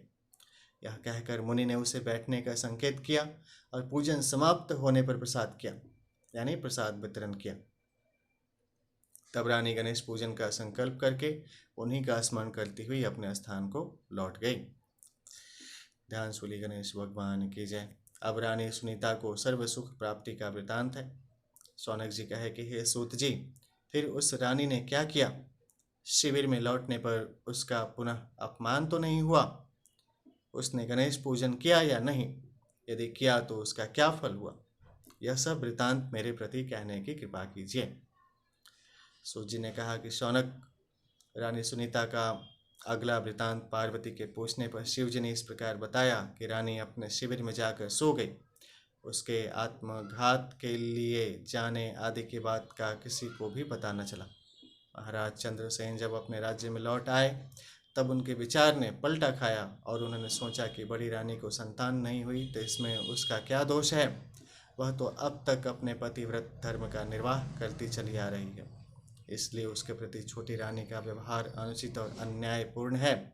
ऐसा सोचकर वह रानी सुनीता का आदर करने लगे। भगवान गणेश्वर के व्रत विषयक संकल्प का ऐसा प्रभाव देखकर सुनीता उनका पूजन करने के लिए तत्पर हुई और व्रत रखकर विधि पूर्वक राजगुरु भारद्वाज के द्वारा पूजन कार्य संपन्न कराया। उसने पूजन के लिए महाराज को बुलाया और तो उन्होंने छोटी रानी मदनावती को भी सुनीता के साथ भवन में चलने को कहा, किंतु मदनावती ईर्ष्या के कारण महाराज के साथ न गई और वे अकेले ही वहां पहुंचे। हे शौनक, रानी सुनीता ने अपने पति को आए देखा तो बड़ी प्रसन्न हुई और उसने इसे गणेश जी की ही कृपा माना। फिर उसने पति के साथ बैठकर भगवान विघ्नराज का भक्तिभाव से पूजन किया और स्तुति, आरती, प्रदक्षिणा आदि के पश्चात महर्षि भारद्वाज और अन्य ब्राह्मणों को भोजन और दक्षिणा से संतुष्ट किया। रानी सुनीता के यहाँ व्रत उत्सव मनाए जाने और पतिदेव की उसमें भाग लेने के कारण रानी मदनावती रुष्ट हो गई और महाराज का भी तिरस्कार कर बैठी। तब तो महाराज उसका साथ छोड़कर रानी सुनीता के भवन में ही रहने लगे। कालांतर में गणपति की कृपा से रानी गर्भवती हो गई। अब तो महाराज ने स्वयं ही प्रसन्नता के कारण सुनीता के भवन से श्री विघ्नेश्वर के पूजन का आयोजन किया और उसमें रानी मदनावती को भी बुलाया, किंतु वह रुष्ट रहने के कारण नहीं आई। पूजन के पश्चात महाराज स्वयं ही प्रसाद देने के लिए रानी मदनावती के महल में गए, किंतु रानी ने प्रसाद नहीं लिया। राजा अपमानित होकर बड़ी रानी के भवन में लौट आया। उधर मदनावती कुष्ठिन हो गई, इस कारण राजा ने उसका परित्याग कर दिया। इधर रानी सुनीता को पुत्र रत्न की प्राप्ति हुई। उसका जन्मोत्सव बड़ी ही धूमधाम से मनाया गया तथा उसके जात कर्म आदि सभी संस्कार समय समय पर कराए जाते रहे और उस प्रसन्नता के कारण पुरोहित, ब्राह्मण, अतिथि आदि को पर्याप्त दान दक्षिणाएं दी गईं। बालक का नाम लक्ष्यपद रखा गया। अब मदनावती अत्यंत दुखित थी। जब उसे अन्य कोई उपाय न सूझा तो रानी सुनीता के पास जाकर बोली, बहन, मुझ पीड़ित पर कृपा करो, मैं तुम्हारी शरण हूँ। सुनीता को उस पर दया आ गई और उसने कहा, बहन, तुमने भगवान विघ्नेश्वर का अपमान किया और उनका प्रसाद तक ठुकरा दिया था, इसी कारण तुम्हें इस घोर दुख की प्राप्ति हुई है। अब तुम उन्हीं भगवान का व्रत और पूजन करो। यह सुनकर उसने संकल्प पूर्वक भगवान विनायक देव का व्रत और पूजन किया, जिसके प्रभाव से वह रोग मुक्त हो गई और पूर्व सम्मान को प्राप्त कर सकी। अब दोनों रानियां बड़े प्रेम से रहने लगीं तथा राजा के साथ गणपति पूजन करती हुई सुखपूर्वक जीवन बिताने लगीं। उस व्रत के प्रभाव से राजा सहित उन्हें राज्य के धाम की प्राप्ति हुई। ध्यान सुनिए, गणेश भगवान की जय। अथ एकादश अध्याय। देवताओं को वरदराज का दर्शन है। सूत जी बोले कि त्रिपुर विजय के पश्चात देवताओं ने श्री गणेश जी का भक्ति भाव से पूजन किया। उसके पश्चात भी वे समय समय पर उनकी उपासना करके सिद्धि प्राप्त करते। हे शौनक, एक समय पुनः ऐसा ही अवसर उपस्थित हो गया जब देवताओं से वरदराज रुष्ट हो गए और अपनी भूल ज्ञात होने पर उन्होंने पुनः उनको मनाया। शौनक ने भक्तिपूर्वक सूत जी के समक्ष मस्तक झुकाया और बोले, सूत जी, हे पुराण देवता पुरुष, वरदराज की कथा में मुझे बड़ा आनंद आ रहा है। देवताओं को पुनः किस विघ्न का सामना करना पड़ा और उन्होंने किस प्रकार छुटकारा पाया, वह सब मेरे प्रति कहने की कृपा कीजिए। सूत जी बोले कि हे शौनक जी, वह कथा भी कहता हूँ, ध्यानपूर्वक सुनो। देवगण एक बार गोमती के पवित्र तट पर यज्ञ करने लगे, किंतु उस यज्ञ में अनेक विघ्न आने लगे। तब उन्होंने भगवान विष्णु के पास जाकर निवेदन किया कि हे बैकुंठनाथ, हमारे यज्ञ में बार बार विघ्न उपस्थित हो रहा है, उसके निवारण का उपाय बताइए। भगवान विष्णु ने हंसकर कहा, देवताओं, तुमने गणेश जी का पूजन नहीं किया होगा, इसलिए वे रुष्ट हो गए होंगे। यदि विघ्नों से बचना है तो सर्वप्रथम उनका पूजन करो और उसके पश्चात यज्ञ करो, फिर कोई विघ्न उपस्थित नहीं होगा। भगवान की बात सुनकर देवगण गोमती तट पर लौट गए और ब्रह्मा जी के नेतृत्व में गणपति पूजन करने लगे। उनके उस पूजन से वरदराज प्रसन्न हुए और उन्होंने देवताओं को साक्षात दर्शन दिया। देवताओं ने उन्हें देखा तो तुरंत ही हाथ जोड़कर स्तुति करने लगे। यह सर्वकार्येषु सदा सुराणामधीश विष्णवम्बुजसंभवाणां पूजयो नमस्यः परिचिन्तनीयस्तं विघ्नराजं शरणं व्रजामहम्। जिनका सभी देवगण शिव विष्णु ब्रह्मादि सब कार्यों में पूजन नमस्कार और चिंतन करते हैं, हम उन्हीं विघ्नराज गणेश जी की शरण लेते हैं। हे गणेश्वर, आपके समान मनोवांछित फल प्रदान करने वाला अन्य कोई देवता नहीं है। त्रिपुरासुर वध के समय शिव जी ने आपका ही पूजन करके विजय प्राप्त की थी। हे अंबिका नंदन, हमारे इस यज्ञ के विघ्नों को दूर कीजिए।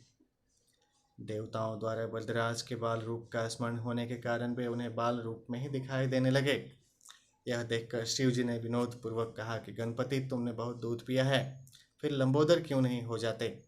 सबके देखते देखते वे लंबोदर और दीर्घकाय हो गए। देवताओं ने पुनः उनकी स्तुति की और अंत में बोले, हे लंबोदर, हे गणपति, हम आपकी शरण हैं, हमारे विघ्नों को नष्ट कर दीजिए। गणेश जी ने कहा कि देवगण, चिंता न करो, अब तुम्हारे यज्ञ में कोई विघ्न उपस्थित न होगा। सभी बाधाओं का अंत हो चुका है, अपना यज्ञ आरंभ करो। यह कहकर वरदराज अंतर्ध्यान हो गए। देवताओं ने उनकी प्रतिमा स्थापित कर पुनः पूजन किया और पुष्पांजलि आदि द्वारा संतुष्ट करके यज्ञानुष्ठान का अभ्यास किया। इस बार उनके यज्ञ में कोई बाधा उपस्थित नहीं हुई। यज्ञ के निर्विघ्न रूप से संपूर्ण होने पर देवताओं को बड़ी प्रसन्नता हुई और वे हर्ष विभोर हृदय से विघ्ननाशक वरदराज की जय जयकार करने लगे। ध्यान सूली गणेश भगवान की जय। अब होता है श्री राधा जी ने गणपति की पूजा की, इसकी कहानी सुनिए। शौनक जी बोले कि हे सूत जी, आपने भगवान वरदराज के पूजन का यह सुंदर उपाख्यान सुनाया, इससे मैं बहुत ही आनंदित हो रहा हूँ। अब इनकी अन्य कथाएं सुनाने की कृपा कीजिए। सूत जी बोले, हे शौनक जी, विघ्नराज का पूजन सभी युगों में और सभी विशिष्ट जनों द्वारा होता आया है। देखो, एक बार भगवान श्री कृष्ण की योग माया और प्रधान प्रियतमा श्री राधा जी ने भी उनका पूजन किया था। सूत जी बोले कि देखो शौनक, सिद्धाश्रम नामक सिद्ध क्षेत्र की महिमा संसार प्रसिद्ध है। श्री सनत कुमार ने वहीं रहकर सिद्धि प्राप्त की थी। स्वयं ब्रह्मा जी ने भी वहाँ तपस्या करके इच्छित वर प्राप्त किया था।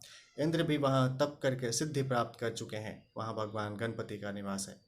एक बार वैशाखी पूर्णिमा के पुण्य अवसर पर माता पार्वती और पिता महेश्वर के साथ गणेश जी सिद्धाश्रम में ही थे। उस अवसर पर ब्रह्मा आदि सभी देवगण, ऋषि मुनिगण, चारण, सिद्ध, गंधर्व आदि गणपति पूजन के लिए उपस्थित हुए थे। उसी पुण्य अवसर पर सब प्रमुख द्वारिका वासियों के साथ भगवान श्री कृष्ण और ब्रजवासियों के साथ नंद जी भी वहाँ आए थे। गोलोक वासिनी गोपियों के साथ श्री कृष्ण की प्राण वल्लभा श्री राधा जी भी वहाँ आई थीं। उन्होंने स्नान करके शुद्ध वस्त्र धारण किए। तदुपरांत अपने चरणों को धोया और व्रतोपवास पूर्वक मणि मंडप में प्रविष्ट हुई। रासेश्वरी श्री राधा को भगवान श्री कृष्ण की कामना थी, इसलिए उन्होंने भगवान की प्राप्ति करने के उद्देश्य से गजानन के पूजन का संकल्प लिया। श्री गणपति का षोडशोपचार से पूजन किया तथा इस प्रकार स्तुति करने लगी। खर्वं लंबोदरं स्थूलं ज्वलन्तं ब्रह्म तेजसां गजवक्त्रं बहिर्नवर्णमेकदन्तमनन्तकं शरणागतदीनार्तं परित्राणपरायणं ध्यायेदध्यानात्मकं सत्यं भक्तेशं भक्तवत्सलम्। श्री गजानन खर्व लघुकाय, लंबोदर स्थूलकाय, ब्रह्म तेज से संपन्न, गजमुख, अग्नि के समान कांति वाले, एक दंत तथा अनंत हैं, जो शरणागत, दीन तथा आर्त जनों के दुख दूर करने के लिए सदैव तत्पर रहते हैं। उन ध्यानात्मक साध्य भक्तों के ईश्वर तथा भक्त वत्सल भगवान गणपति का ध्यान करना चाहिए। इस प्रकार ध्यान आदि करके श्री राधा जी ने विधिवत पूजन आरंभ किया। शीतल तीर्थ जल, दुर्वा, अक्षत, श्वेत सुरभित पुष्प, चंदन युक्त सुगंधित अर्घ्यम, धूप, दीप, नैवेद्य, फल, अन्न, मोदक रूप विविध व्यंजन, रत्न सिंहासन, वस्त्रम, आभूषण, मधुपर्क, तांबुल, शय्या आदि सामग्री के समर्पण द्वारा उनका षोडशोपचार पूजन किया और फिर निम्न मंत्र का 1000 बार जप किया। ॐ गं गं गणपतये विघ्न विनाशिने स्वाहम।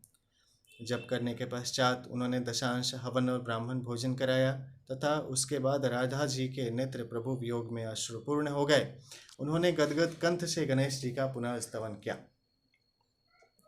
परम धाम परम ब्रह्मं परेशं परमेश्वरं विघ्ननिघ्नकरं शान्तं पुष्टं कान्तमनन्तकं सुरसुरेन्द्रं सिद्धेन्द्रैः स्तुतं स्तौमि परात्परं सुरपदं दिनेशं च गणेशं मंगलायनम। जो भगवान गणपति परम धाम रूप परम ब्रह्म परेश परमेश्वर विघ्न विनाशक शांत पुष्ट मनोहर और अनंत हैं तथा सुर असुर सिद्धेश्वर आदि जिनकी स्तुति करते हैं और जो देवता रूप कमल के लिए सूर्य रूप मंगलों के घर हैं, उन परात्पर श्री गणेश जी की मैं वंदना यानी पूजा करता हूँ। इस प्रकार श्री राधा जी ने विघ्न विनाशक स्तोत्र का उच्चारण करके गणेश जी को प्रणाम किया। तब उनकी स्तुति से प्रसन्न हुए विघ्न विनाशक श्री गणेश जी प्रसन्न हो गए और उन्होंने श्री राधा जी के प्रति कहा, हे जगजननी, आप स्वयं ही ब्रह्म स्वरूपिणी हैं तथा जगदात्म भगवान श्री कृष्ण के वक्षस्थल पर सदैव निवास करती हैं। वस्तुतः आपके द्वारा किया गया यह पूजन और स्तोत्र तो लोक शिक्षा के लिए हो सकता है। माता, आपने जो जो वस्तुएं मुझे समर्पित की हैं वह सब ब्राह्मणों को दे दीजिए, क्योंकि उन्हें देने से सभी वस्तुएं अनंत हो जाती हैं। श्री गणेश जी का यह निर्देश सुनकर श्री राधा जी ने वे सभी वस्तुएं ब्राह्मणों को दे दी। तत्पश्चात वरदराज गणेश जी ने भोग लगाया और अभिष्ट पूर्ति का वर प्रदान करते हुए कहा कि माता, जिस कामना से आपने मेरा पूजन किया है वह शीघ्र ही पूर्ण होगी। इस प्रकार वर देकर श्री गणेश जी अंतर ध्यान हो गए। तब रासेश्वरी ने वहां जाकर पुनः वरदराज का पूजन कर अभिष्ट प्राप्त किया। हे शौनक, तुमने गणेश जी के विषय में पूछा, वह मैंने बता दिया। अब और क्या सुनना चाहते हो? शौनक जी उक्त कथा सुनते हुए अत्यंत विस्मित और हर्षित हो रहे थे। उन्होंने श्रुत जी को पुनः प्रणाम किया और गदगद कंठ से हाथ जोड़कर बोले कि प्रभु, मुझे उन महामहिम गणेश जी की वह कथा सुनाइए जिसमें उन्होंने चंद्रमा को शाप दे दिया था। ध्यान श्री गणेश भगवान की जय। अतः द्वादश अध्याय। श्री गणेश जी द्वारा चंद्रमा को शाप का वर्णन है। सूत जी बोले, शौनक जी सुनो, प्राचीन काल की बात है। कैलाश शिखर पर अनेक देव, दिव्य ऋषिगण, सिद्ध गणादि के साथ चतुरानन ब्रह्मा जी भी एक उच्च आसन पर विराजमान थे। वहीं पर एक अन्य आसन पर भगवान शंकर भी जगजननी उमा के सहित सुशोभित थे। उनके निकट ही गणपति और कुमार कार्तिकेय दोनों ही अन्य बालकों के साथ क्रीड़ा में मग्न हो रहे थे।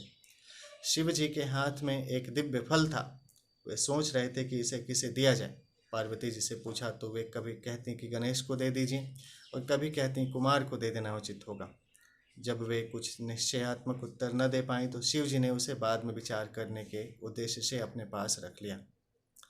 अब दोनों बालक गणेश और कुमार उस फल की मांग करने लगे। जब उनका अधिक आग्रह बढ़ा तब शिव जी ने ब्रह्मा जी से पूछा, ब्राह्मण, यह अपूर्व फल देवर्षि नारद जी दे गए थे, इसे यह दोनों बालक मांग रहे हैं। फल एक ही है और आधा फल कोई लेना नहीं चाहता। ऐसी स्थिति में आप ही निर्णय कीजिए कि यह इनमें से किसे दिया जाए। चतुरानन विचार कर बोले, यदि फल एक ही है तो नियमानुसार कुमार को दिया जाना चाहिए, क्योंकि किसी भी वस्तु पर बड़े बालक का अधिकार पहले पहुंचता है। ब्रह्मा जी की बात सुनकर शिव जी ने वह फल कुमार को दिया। यह देखकर गणपति रुष्ट हो गए। विशेषकर उनका क्रोध चतुरानन पर ही था कि उन्होंने ऐसी व्यवस्था क्यों दे डाली। सभा समाप्त हुई। सभी देवता आदि उठकर अपने अपने स्थानों को चले गए। ब्रह्मा जी भी अपने लोक में जा पहुँचे। वहाँ उन्हें सृष्टि का आरंभ करना था, किंतु जैसे ही वे सर्ग रचना में लगे वैसे ही गणेश्वर ने विघ्न उपस्थित कर दिया। उस समय उन्होंने प्रकट होकर अपना अत्यंत उग्र रूप दिखाया। उनके उस रूप को देखकर ब्रह्मा जी डर के कारण कांपने लगे। चंद्रमा ने देखा कि गणपति के उग्र रूप को देखकर ब्रह्मा जी भय से कांप रहे हैं, तो उसे हंसी आ गई। उसके साथ ही चंद्रमा के जो गण उस दृश्य को देख रहे थे वे भी हंस पड़े। यह देखकर भगवान गजानन को क्रोध आ गया और वे चंद्रमा को शाप देते हुए बोले कि मयंकम, तूने इस समय मेरी हंसी उड़ाकर जो अभ्रता प्रदर्शन की है उसका फल तुझे मिलना ही चाहिए। जा, तू किसी के भी देखने के योग्य नहीं रहेगा, और यदि कोई भूल से भी देख लेगा तो अवश्य ही पाप का भागी होगा। इतना कहकर गजमुख अंतर्ध्यान हो गए। उनका शाप प्राप्त होते ही चंद्रमा श्रीहत मलिन एवं दीन हो गया। उनके तेज में अत्यंत न्यूनता आ गई। इससे वह बहुत व्याकुल हुआ और खिन्नता पूर्वक पश्चाताप करने लगा। देखो, मैं कैसी मूर्खता कर बैठा उन जगदीश्वर के साथ। वे प्रभु तो अणिमादि गुणों से संपन्न संसार के कारण के भी कारण एवं महाप्रभु हैं। उनके रुष्ट होने से मैं अदर्शनीय एवं कलाहीन हो गया हूँ। अब इससे छुटकारा पाने के लिए क्या करूं? जब चंद्रमा की समझ में कोई उपाय नहीं आया तो वह तुरंत ही देवराज इंद्र के पास गया, परंतु इंद्र आदि देवता भी उसे नहीं देखना चाहते थे। उन सभी ने अपनी अपनी आंखें झुका लीं। तब इंद्र ने भी उसकी ओर न देखते हुए ही पूछा कि अरे चंद्रमा, तुम्हारी यह दशा कैसे हुई? क्या गजकर्ण के शाप का ही प्रभाव है या सब बात स्पष्ट कहो। चंद्रमा बोला, देवराज, आपसे क्या छिपा है? सब कुछ जानते हुए भी अनजान बनकर क्यों पूछ रहे हो? सहस्त्राक्ष, अब शीघ्र ही मेरे शाप मुक्त होने के यत्न करो, अन्यथा समस्त संसार ही मेरे शापित होने से अशुभ फल भोगेगा। इंद्र ने सांत्वना दी और बोले कि चलो ब्रह्मा जी से ही इसका उपाय पूछें, क्योंकि उनके समान ज्ञानी और सर्वलोकोपकारी अन्य कोई भी नहीं है। सब देवता उसके साथ ब्रह्मलोक पहुँचे। आगे आगे चंद्रमा और पीछे पीछे इंद्र के नेतृत्व में सब देवगण। ब्रह्मा जी ने जब यह जाना कि चंद्रमा आ रहा है तो पाप लगने के भय से उन्होंने भी दृष्टि नीची कर ली और बोले, कहो सुधांशु, यहाँ किस अभिप्राय से आना हुआ? अरे तुम्हारे पीछे तो देवराज इंद्र और समस्त सुरगण ही चले आ रहे हैं। ब्रह्मा जी के प्रश्न का उत्तर सुरपति ने ही दिया। वे बोले, ब्राह्मण भगवान गणेश्वर आप पर कुपित हुए थे और शाप दे बैठे चंद्रमा को, इसलिए अब आप ही से छुड़ाने का कुछ उपाय कीजिए। हम सभी देवव्राता इसी प्रयोजन से आपकी सेवा में उपस्थित हुए हैं। चतुरानन ने कुछ विचार कर कहा कि उन्हें गणेश्वर का प्रभु की शरण लेनी होगी। देवराज चंद्रमा को आगे रखकर उन्हीं का पूजन एवं स्तवन करो। ध्यान सुनिए, गणेश भगवान की जय। अब होती है कि चंद्रमा के ऊपर गणेश्वर की कृपा होती है। ब्रह्मा जी की बात सुनकर भगवान गजानन के पूजन की तैयारी की गई। गणेश्वर की प्रतिमा बनाकर षोडशोपचार पूजन एवं भावना पूर्वक स्तुति कर निवेदन किया गया। प्रभु, इस चंद्रमा पर कृपा कीजिए। उस समय यह अज्ञानवश हंस पड़ा था, किंतु अब इसे अपनी मूर्खता का ज्ञान हो गया है नाथ। देवताओं की प्रार्थना पर भगवान गणेश्वर प्रकट हो गए। सभी ने उनका अद्भुत रूप देखकर उन्हें दंडवत प्रणाम किया। तब गणपति प्रसन्न होकर बोले कि देवगण, मैं संतुष्ट हूँ, अतएव जो चाहो वह अभिष्ट वर मांग लो। चंद्रमा ने उनके चरणों में मस्तक रख दिया और अश्रु जल से पदारविंदों को धोने लगा। गणेश्वर बोले, उठ उठ चंद्रमा, अब संताप न कर, मैं तो इस पर प्रसन्न हूँ। चंद्रमा ने कहा, प्रभु मुझे शाप मुक्त कीजिए, मेरी कांति नष्ट हो गई है, उसे लौटा दीजिए। मैं अदर्शनीय से दर्शनीय हो जाऊं नाथ, मेरे अपराध को क्षमा कर दीजिए भक्तवत्सल।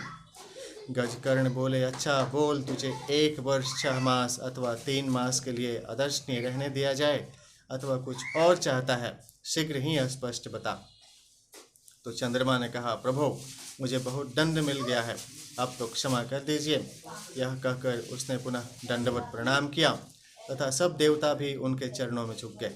गणेश्वर ने मुस्कुराते हुए कहा, मैं अपने वचन को मिथ्या कैसे करूं? चाहे सूर्य और सुमेरु अपना स्थान त्याग दें, समुद्र अपनी मर्यादा छोड़ दे और अग्नि शीतल हो जाए, किंतु मेरा वचन मिथ्या नहीं हो सकता। फिर भी मैं तुम्हें वर्ष में एक ही दिन के लिए शापित रखूंगा तथा भाद्र शुक्ल चतुर्थ्यां यो ज्ञानतोपिवाम अभिशापो भवे चंद्र दर्शनाद वृष दुःखभाकम। जाने अनजाने में भी जो कोई भी भाद्रपद शुक्ल चतुर्थी को चंद्रमा को देखेगा वही अभिशप्त होगा और वही अधिक दुख का भागी होगा, इसमें कोई संदेह नहीं है। भगवान हिरंब के इन कृपापूर्ण वचनों को सुनकर चंद्रमा बहुत प्रसन्न हुआ तथा समस्त देवगण भी उनका जय जयकार करने लगे। चंद्रमा ने पुनः निवेदन किया, प्रभो, भविष्य में मुझसे इस प्रकार की मूर्खता न हो और मेरा चित्त आपके चरण कमलों के स्मरण में लगा रहे, ऐसा वर मुझे प्रदान करें। गणेश्वर ने प्रसन्न होकर कहा, ऐसा ही होगा, परंतु मेरे एकाक्षरी मंत्र गंग का जप करते रहना। यह कहकर भगवान अंतर्ध्यान हो गए और तब समस्त देवता स्वर्गलोक को गए तथा चंद्रमा भी अपने लोक में जा पहुंचा। चंद्रमा ने 12 वर्ष तक तपश्चर्या की और गणेश्वर के एकाक्षरी मंत्र गंग का निरंतर जप करते रहे। पवित्र जाह्नवी के तट पर भक्ति पूर्वक एकाग्र मन से उनका यह तप चलता रहा था। तभी सहसा एक दिन वे परम प्रभु चंद्रमा के समक्ष प्रकट हो गए। इस समय उनकी रूप छटा देखकर निशापति अबाक रह गया। उसके चित्त में आश्चर्य मिश्रित भय की अवतारणा हुई, किंतु शीघ्र ही उसे निश्चय हो गया कि वह साक्षात आदिदेव भगवान गजानन ही है। तो वह हाथ जोड़कर प्रणाम करता हुआ उनकी स्तुति करने लगा। नमामि देवं धीरोदाननं तं यः सर्वविघ्नं हरते जनानां धर्मार्थकामस्तनुते खिलानां तस्मै नमो विघ्न विनाशनाय। मैंने उन 2 दांतों से युक्त परमेश्वर को नमस्कार करता हूँ जो अपने भक्तों के सभी विघ्नों का हरण करते तथा सभी के लिए धर्म, अर्थ और काम को प्रशस्त करते हैं। उन विघ्न विनाशक परमात्मा गजानन को नमस्कार है। हे प्रभु, मैंने अज्ञानवश जो अपराध किया था उसे क्षमा करके मुझे मेरा पूर्ण रूप प्रदान कीजिए। हे नाथ, आप ही मुझे मेरा यह रूप प्राप्त करा सकते हैं। हे दया निधान, आप सभी देवताओं के अधीश्वर, नित्य बोध स्वरूप एवं सत्य हैं। समस्त वेद आपके ही स्वरूप हैं तथा आपके द्वारा ही उनका प्रतिपादन हुआ है।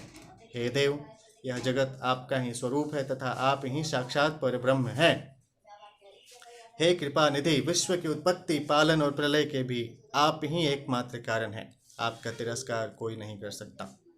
भगवान गज कर्ण ने चंद्रमा की ओर कृपापूर्ण दृष्टि से देखा और मधुर मुस्कान बिखेरते हुए बोले कि सुधांशु, यह तो मैंने पहले ही कह चुका था कि तुम प्रत्येक वर्ष केवल एक दिन के लिए ही अदर्शनीय रहोगे।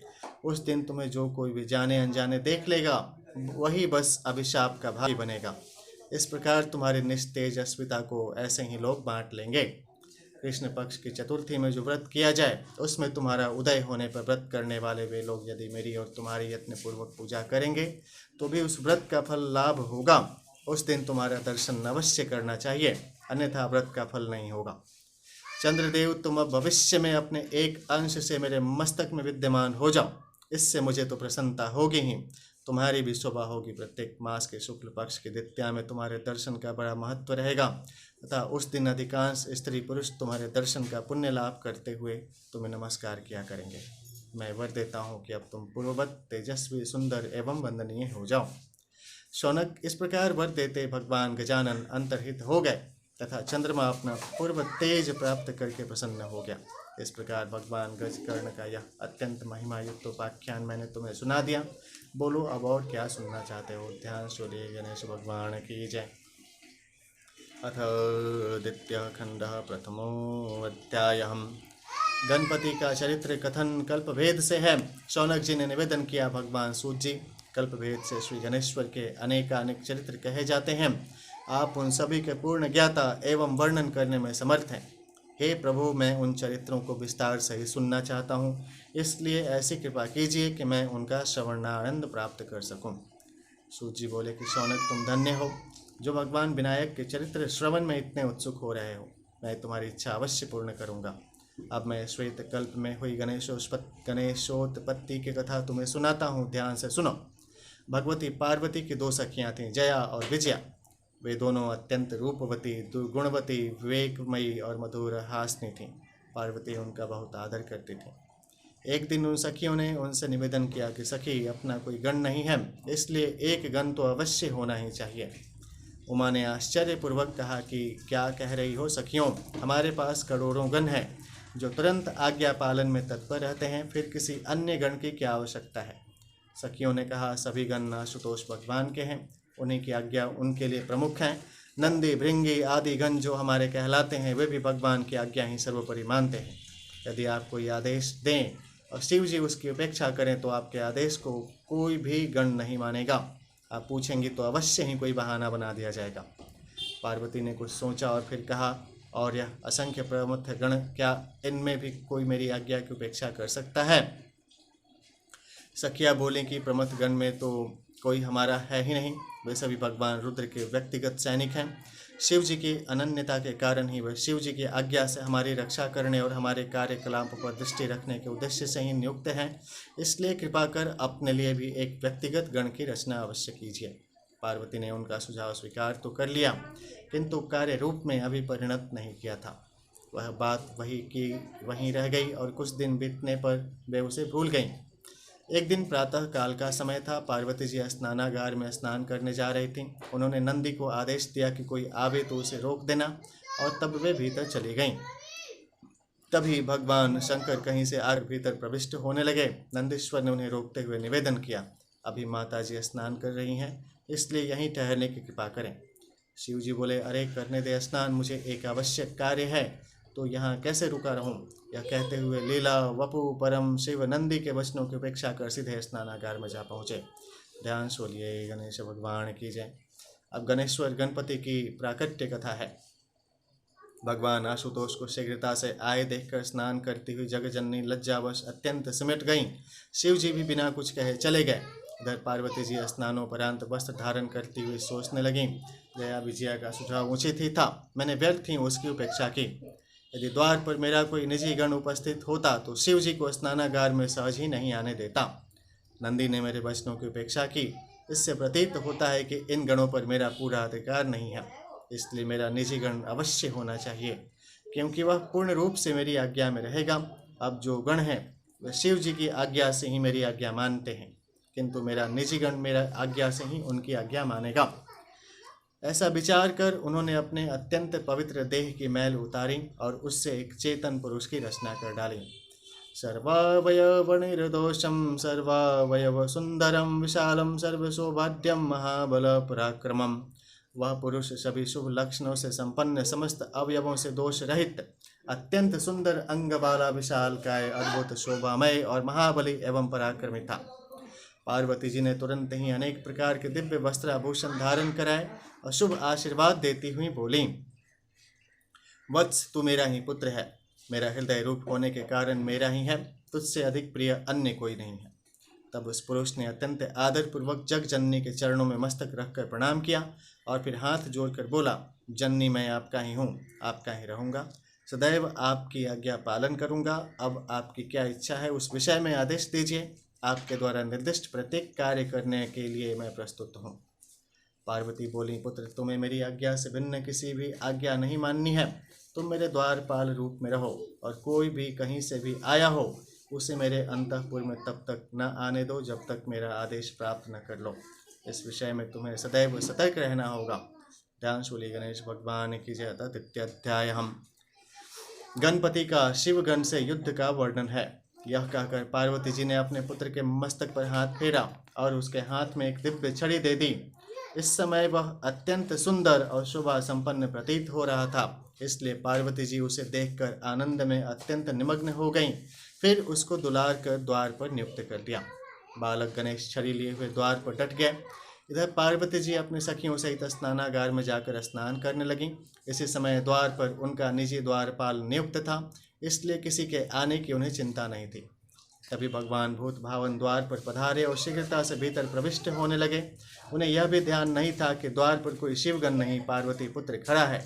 वे उनसे परिचित भी नहीं थे, इसलिए समझा अपने अपने गणों में कोई खड़ा होगा। शिव जी को गृह में प्रविष्ट होने की चेष्टा करते देखकर गणपति ने उन्हें रोकते हुए पूछा, देव, यह माता पार्वती जी का निजी भवन है, इसमें प्रवेश के लिए उनकी आज्ञा लेना अनिवार्य है। आप बिना आज्ञा कहाँ जा रहे हैं? तब चंद्रमौली का ध्यान उसकी ओर गया और वे बोले, मूर्ख, तू कौन है? किसे रोकने की चेष्टा करता है? हट आगे से, मुझे भीतर जाने दे। गणेश ने कहा, माता जी स्नान कर रही हैं, जब वे वस्त्र आदि धारण कर लें तभी उनसे आपके भीतर जाने संबंधी आज्ञा ली जा सकेगी। तब तक आप यहीं कहीं ठहर जाएं अथवा पुनः आने का कष्ट करें। त्रिलोचन को व्यवधान अच्छा न लगा, बोले, अरे तू मुझे जानता नहीं, पार्वती का स्वामी और तीनों लोकों का ईश्वर साक्षात शिव हूँ, अतएव मार्ग छोड़कर खड़ा हो। गणपति ने मार्ग पूर्ण रूप से रोक लिया और बोले, देव, आपका कोई भी क्यों न हो, जब तक माता जी की आज्ञा न होगी तब तक आपको भीतर नहीं जाने दूंगा। यह कहकर बालक ने हाथ की छड़ी आरी कर ली। शिव जी को उसकी दृढ़ता देखकर आश्चर्य हुआ। बोले, तू तो अत्यंत बुद्धिहीन प्रतीत होता है रे। तू कौन है जो मुझे मेरे ही घर में जाने से रोकता है? अब तू तुरंत ही मार्ग छोड़कर दूर हो जा। यह कहते हुए शिव जी ने पुनः भीतर जाने का उपक्रम किया, किंतु मातृभक्त गणेश ने उन्हें पुनः छड़ी से रोक दिया। यह देखकर शिव जी को बड़ा क्रोध आया, किंतु अपने क्रोध को दबाकर वे वहां से एक ओर हटकर सोचने लगे, यह है कौन जो मेरे मार्ग को रोके हुए खड़ा है? इस जानकारी के लिए गणों को इसके पास भेजना चाहिए। उन्होंने गणों को आज्ञा दी, तुम लोग उस बालक से पूछो कि वह कौन है, कब कहाँ से आ गया और किसके आदेश से द्वार रक्षक के रूप में खड़ा है। शिव गणों ने पार्वती पुत्र के पास जाकर वही प्रश्न दोहरा दिए। साथ ही बोले कि देखने में तुम बहुत ही सुंदर और कोमल शरीर के बालक हो। बड़ों की आज्ञा मानने में ही बालक का कल्याण निहित है, अतः यहाँ से तुरंत चले जाओ। पार्वती नंदन ने भी वही प्रश्न किया, तुम लोग कौन हो, कहाँ से आए हो और मुझे अकारण ही छेड़ने का प्रयोजन क्या है? अधिकारी पुरुषों की आज्ञा मानने में ही सेवकों का कल्याण निहित है, इसलिए तुम अविलंब यहाँ से चले जाने की कृपा करो। गणपति की बात सुनकर शिवगणों को हंसी आ गई। बोले, तुम बड़े विचित्र जीव हो, हमने जो कहा वही तुमने कह दिया। फिर कुछ कठोर होकर बोले, तुम्हारा भला इसी में है कि यहाँ से अन्यत्र चले जाओ। पार्वतीपति भगवान शंकर की यही आज्ञा है। अभी तक तुम्हें अपने ही समान गण समझकर हमने कोई कठोर व्यवहार तुम्हारे साथ नहीं किया है। यदि नहीं मानोगे तो तुम्हें मारने के लिए विवश होना पड़ेगा। गणेश भी हंस पड़े, बोले, मैं माता पार्वती का पुत्र हूँ, उन्हीं ने मुझे इस स्थान पर नियुक्त किया है और आदेश दिया है कि मेरी आज्ञा के बिना किसी को भी भीतर न आने देना। यदि तुम अपने स्वामी की आज्ञा से मुझे हटाना चाहते हो तो मैं अपनी माता की आज्ञा के कारण यहाँ से नहीं हट सकता। तुम और तुम्हारे स्वामी चाहें तो यहाँ खड़े रह सकते हैं, किंतु भीतर प्रविष्ट नहीं हो सकते। शिवगण समझ गए कि यह महाशक्ति का अत्यंत शक्तिमान पुत्र है, इसलिए यह अपने स्थान से विचलित नहीं होगा। अतएव शिवगण लौटकर अपने स्वामी की सेवा में उपस्थित हुए और प्रणाम कर बोले, भूतनाथ, यह बालक तो माता पार्वती जी का पुत्र है और उन्हीं की आज्ञा से द्वार रोककर खड़ा है। हमने अधिक कहा तो वह युद्ध के लिए प्रस्तुत सा प्रतीत हुआ। शिव जी कुपित हो गए, बोले, अरे कहाँ एक छोटा बालक और कहाँ तुम अत्यंत शक्तिशाली गण, फिर भी तुम उसके हठ का निवारण न कर सके। यदि वह इतना दुराग्रही है तो उसे बल प्रयोग द्वारा द्वार से हटा दो। यदि युद्ध भी करना पड़े तो कर सकते हो। गणों ने शिव जी को प्रणाम किया और पुनः भवन द्वार की ओर चले। इस बार उन सब ने अपने हाथों में विविध प्रकार के शस्त्रास्त्र ले रखे थे। उन्हें अपनी ओर आते देखकर गणेश जी उनकी ओर तनकर खड़े हो गए। शिव गणों ने उन्हें पुनः चेतावनी दी, बालक, तुम कोई भी हो, अब तुम्हें तुरंत हटना होगा, अन्यथा तुम अकारण ही मृत्यु मुख में जा पहुँचोगे, क्योंकि हमें भगवान शिव की आज्ञा का पालन करना अनिवार्य है। गणपति ने भी निर्भीकता से उत्तर दिया, शिवाज्ञा पालक गणों, तुम बहुत हो और मैं अकेला ही शिवा की आज्ञा के पालन में तत्पर हूँ। फिर भी माता पार्वती जी अपने पुत्र की और भूत भावन भगवान शंकर अपने गणों की शक्ति को स्वयं देख लें। अब शिव शिवा के पृथक पृथक पक्ष से क्रमशः निर्बल अकेले बालक का और बलवान शिवगणों का युद्ध आरंभ होने को है। हे शिवगणों, आपने तो पहले ही अनेक बार युद्ध किया होगा, इसलिए युद्ध में दक्ष होंगे, किंतु मैं तो अभी युद्ध कला से ही अनभिज्ञ हूँ।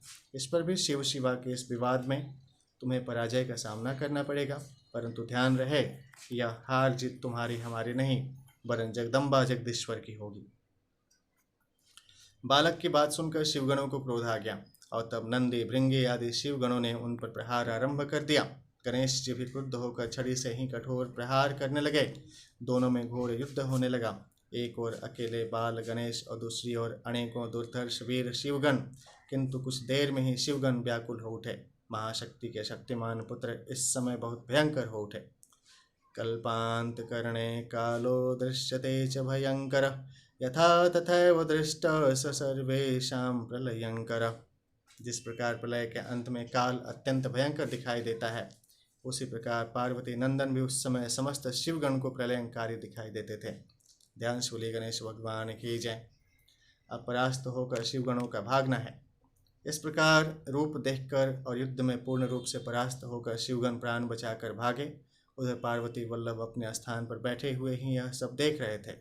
तभी देवर्षि नारद से शिवापुत्र और शिवगणों को युद्ध का समाचार पाकर ब्रह्मा विष्णु आदि देवता वहां आकर शिव जी की स्तुति करते हुए बोले, भूत भावन भूतनाथ, इस समय यह कौन लीला चल रही है?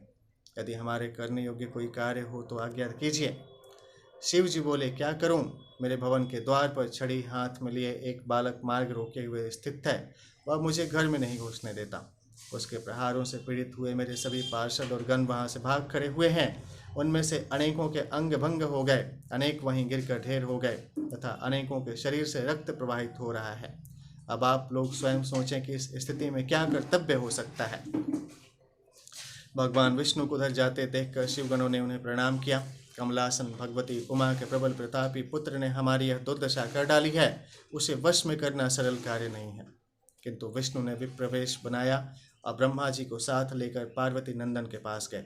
उन्हें देखते ही गणपति ने अपने छड़ी उठा ली तो भगवान विष्णु बोले, मैं तो शांत ब्राह्मण हूँ, मेरे पास कोई शस्त्र नहीं है। इसी से समझ लो कि मैं युद्ध करने के उद्देश्य से नहीं आया हूँ। तभी ब्रह्मा जी बोले, मैं तो साक्षात कमलोद्भव हूँ, मेरे साथ तो कृपा पूर्ण व्यवहार ही होना चाहिए। गणेश बोले, बस यही कृपा है कि आपको चुपचाप चले जाने दे रहा हूँ। आप शांति प्रिय लोग इस समय बने हुए इस रण क्षेत्र से तुरंत चले जाएं। अब ब्रह्मा विष्णु चुपचाप वहां से हट गए। तभी गणों ने भगवान शंकर के चरणों में प्रणाम कर निवेदन किया कि प्रभु, वह बालक तो हमें प्रलयाग्नि के समान भस्म करने को तत्पर प्रतीत होता है। उससे युद्ध करना कोई सरल कार्य नहीं है। शिव जी के नेत्र लाल हो गए।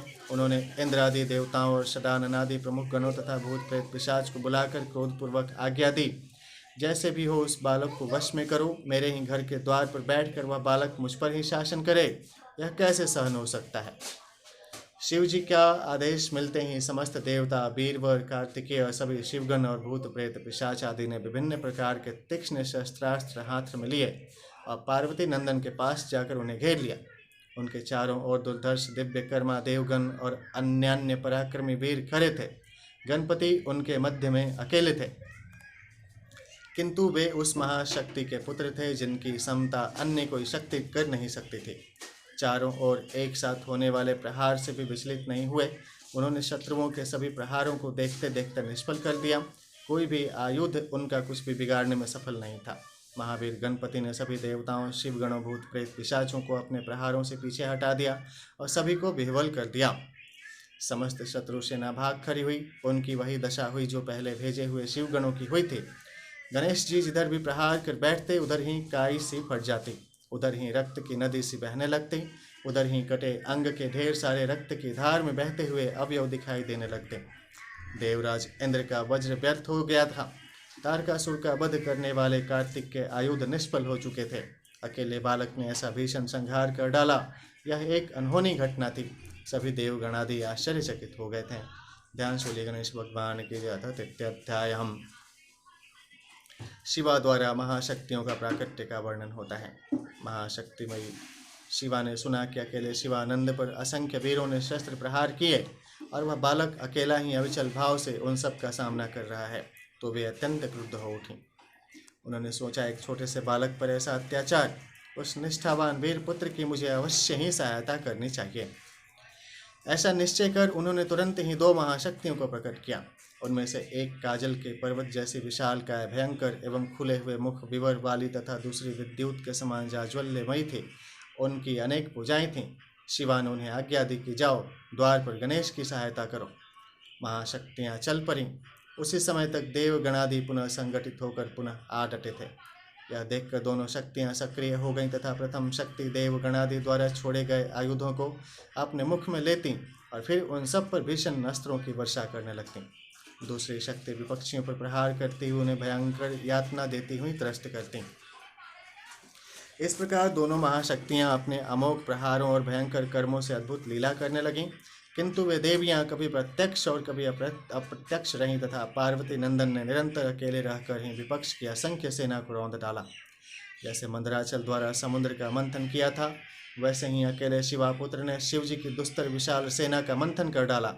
अकेले बालक के हाथ से इंद्र आदि सब देवगण एवं शिवगण छत विछत एवं अत्यंत व्याकुल हो गए और परस्पर विचार करने लगे। किं कर्तव्यं क्व गन्तव्यं न ज्ञायन्त दिशो दशं परिगं भ्रामयत्येषं सव्यमेव चं। कहो क्या करना चाहिए, किधर जाएं? दसों दिशाओं में से कोई भी तो नहीं दिखाई देती, और यह बालक भी इतना अद्भुत कर्मा है कि अपने परिघ को दाएं बाएं दोनों ही ओर से सरलता से घुमा रहा है। इस प्रकार किसी को भी कुछ दिखाई नहीं दे रहा है। सभी भागने के लिए दिशा खोज रहे थे।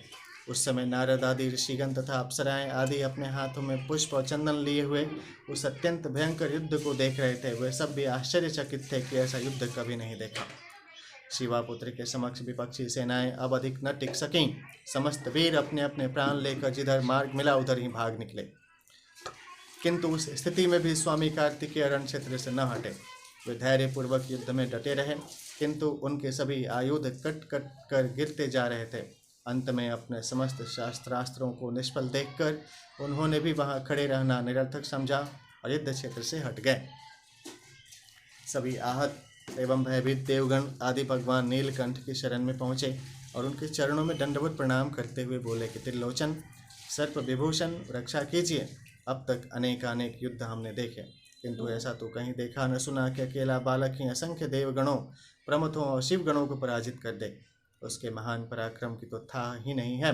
अब आप ही कोई उपाय कीजिए जिससे उस पर विजय प्राप्त की जा सके। ध्यान शूली गणेश भगवान की जय। अब शिव जी का युद्ध के लिए गणेश की ओर जाना। भगवान शंकर ने देवताओं और अपने गणों की आर्त पुकार सुनी तो क्रोध में भर गए। उनके नेत्र लाल हो गए, भौहें चढ़ गईं और भुजाएं फड़क उठीं। वे तुरंत ही गणेश की ओर चल दिए। यह देखकर समस्त देवता और शिवगण भी उनके पीछे पीछे चल पड़े। देवताओं ने शिव जी को युद्ध के लिए तत्पर देखा तो उनके पावन चरणों में प्रणाम करके पुनः युद्ध में कूद पड़े। इस बार भगवान विष्णु भी गणेश जी के सम्मुख जा पहुँचे। युद्ध आरंभ हुआ तो गणपति के दंड प्रहार से व्याकुल होकर युद्ध से हट गए। शिव जी ने देखा कि भगवान श्री हरि को भी पराजय का मुख देखना पड़ा और देवराज इंद्र पहले ही साहस छोड़ चुके थे। तो वे सोचने लगे कि इस बालक पर कैसे विजय प्राप्त की जाए। धर्म युद्ध द्वारा तो इसका वश में आना कठिन ही है, इसलिए इसके साथ कोई चाल चलनी पड़ेगी। यदि यह मारा जा सकता है तो केवल छल से ही, अन्य कोई उपाय संभव नहीं है। ऐसा निश्चय कर शिव जी अपनी विशाल सेना के मध्य जा खड़े हुए। उनके संकेत से भगवान विष्णु भी वहीं आ गए। संगीत का वातावरण बना जिसमें शिवगणों ने नृत्य आरंभ कर दिया। तभी विष्णु बोले, नीलकंठ, आप यह तो मानते ही हैं कि इसे छल किए बिना मारना संभव नहीं है, तो मैं इसे मोहित किए देता हूँ, बस तभी आप इसका वध कर देना। शिव जी ने विष्णु का सुझाव स्वीकार कर लिया। त्रिलोकीनाथ श्री हरि के विचार को पार्वती जी की दोनों महाशक्तियों ने जान लिया और वे गणेश जी को अपना पराक्रम प्रदान कर वहीं अंतर ध्यान हो गए। इधर भगवान विष्णु शिव जी का स्मरण करते हुए गणेश जी को मोहित करने लगे। तभी शिव जी ने अपने हाथ में त्रिशूल उठाया और प्रहार करने को हुए। तभी गणेश जी ने अपनी महिमामयी माता पार्वती जी का स्मरण कर शक्ति प्रहार किया। वह शक्ति प्रबल वेग से जाकर लगी, जिससे उनके हाथ से त्रिशूल छूटकर दूर धरती पर जा पड़ा।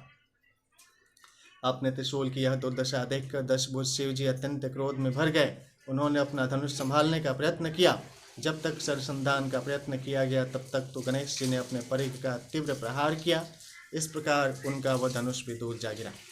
अब गणेश्वर का मस्तक छेदन वर्णन है। इस प्रहार में उनके एक ओर से 5 हाथ आहत हो चुके थे, इसलिए अन्य 5 हाथों में उन्होंने 5 त्रिशूल संभाले, किंतु उनके प्रहार से पूर्व ही गणपति के परिघ प्रहार द्वारा वे निष्फल हो गए। इससे शिव जी बड़े चिंतित हुए। उन्होंने सोचा, इस बालक ने ही जब मेरी ऐसी दुर्दशा कर दी तो अन्य देवताओं और गणों की तो बात ही क्या है। शिव जी इस प्रकार विचार करते हुए खड़े थे। इसी समय गणेश जी ने अपने परिघ प्रहार से देवताओं और शिवगणों को पुनः विचलित कर दिया। इस कारण शिव जी के समीप रहकर युद्ध के लिए प्रस्तुत देवसेना और शिवसेना अपने अपने प्राण लेकर विभिन्न दिशाओं में भागने लगे। विष्णुस्तं च गणं दृष्ट्वा धन्यो अयमिति चाब्रवीत् महाबलो महावीरो महाशूरो रणप्रिय। गणेश जी को उस प्रकार से अत्यंत उग्र और अजेय देखकर भगवान विष्णु कह उठे, यह बालक धन्य है। अत्यंत शूरवीर, महाबली और युद्ध प्रिय है। इसकी क्षमता कोई भी देवता, दैत्य, राक्षस, गंधर्व आदि नहीं कर सकता। तीनों लोकों में यह अनुपम तेज, रूप, शौर्य एवं गुणों से संपन्न है। भगवान विष्णु इस प्रकार कह ही रहे थे कि गणेश जी ने अपना परिघ उठाकर उन पर प्रहार किया, जिससे कुपित हुए श्री हरि ने अपने चक्र को प्रेरित कर परिघ को 2 खंड कर दिए। तब गणेश ने टूटे हुए परिघ को उठाकर विष्णु पर प्रहार किया, किंतु गरुड़ ने उनका वह प्रहार निष्फल कर दिया। अब विष्णु ने गणेश पर प्रहार किया तो उन्होंने भी उनके प्रहार को विफल करके अपनी माता प्रदत्त दिव्य छड़ी से प्रहार की, किंतु वह भी गरुड़ ने व्यर्थ कर दिया। इस प्रकार अवसर का लाभ उठाने के लिए शिव जी ने गणेश पर अपने तीव्रतम त्रिशूल का प्रहार किया। उस समय गणेश जी उनकी ओर से असावधान थे, इसलिए प्रहार को बचा न सके। त्रिशूल उनके कंठ पर जा लगा, जिससे उनका मस्तक कटकर जा गिरा। गणेश का मस्तक कटते ही देवता हर्षित हो गए, शिवगण भी उल्लास में झूम उठे। भगवान शंकर का जय जयकार होने लगा। धरती पर वाद्यों के साथ नृत्य संगीत चलने लगा। ध्यान शूली गणेश भगवान की जय। अथ चतुर्थ अध्याय। हम अब पार्वती का क्रोध और महाशक्तियों का प्राकट्य होता है। माता पार्वती को जब पता चला कि उन्हीं के प्राणनाथ ने गणेश जी का मस्तक काट डाला है और उसी उपलक्ष्य में देवगण और शिवगण विजयोत्सव मनाते हुए नृत्य गान आदि करने लगे हैं, तो वे अत्यंत व्याकुल और अधीर हो गईं। उन्होंने सोचा, देखो, इन सब ने मिलकर मेरे प्राण प्रिय पुत्र की हत्या कर दी। अब उस निरपराध बालक का वियोग में कैसे सह पाऊंगी? इनके इस अकर्म का फल तो मिलना चाहिए। मैं भी ऐसी प्रलय मचा दूंगी कि यह सब देवता और शिवगण स्वयं मृत्यु मुख में जाने लगेंगे।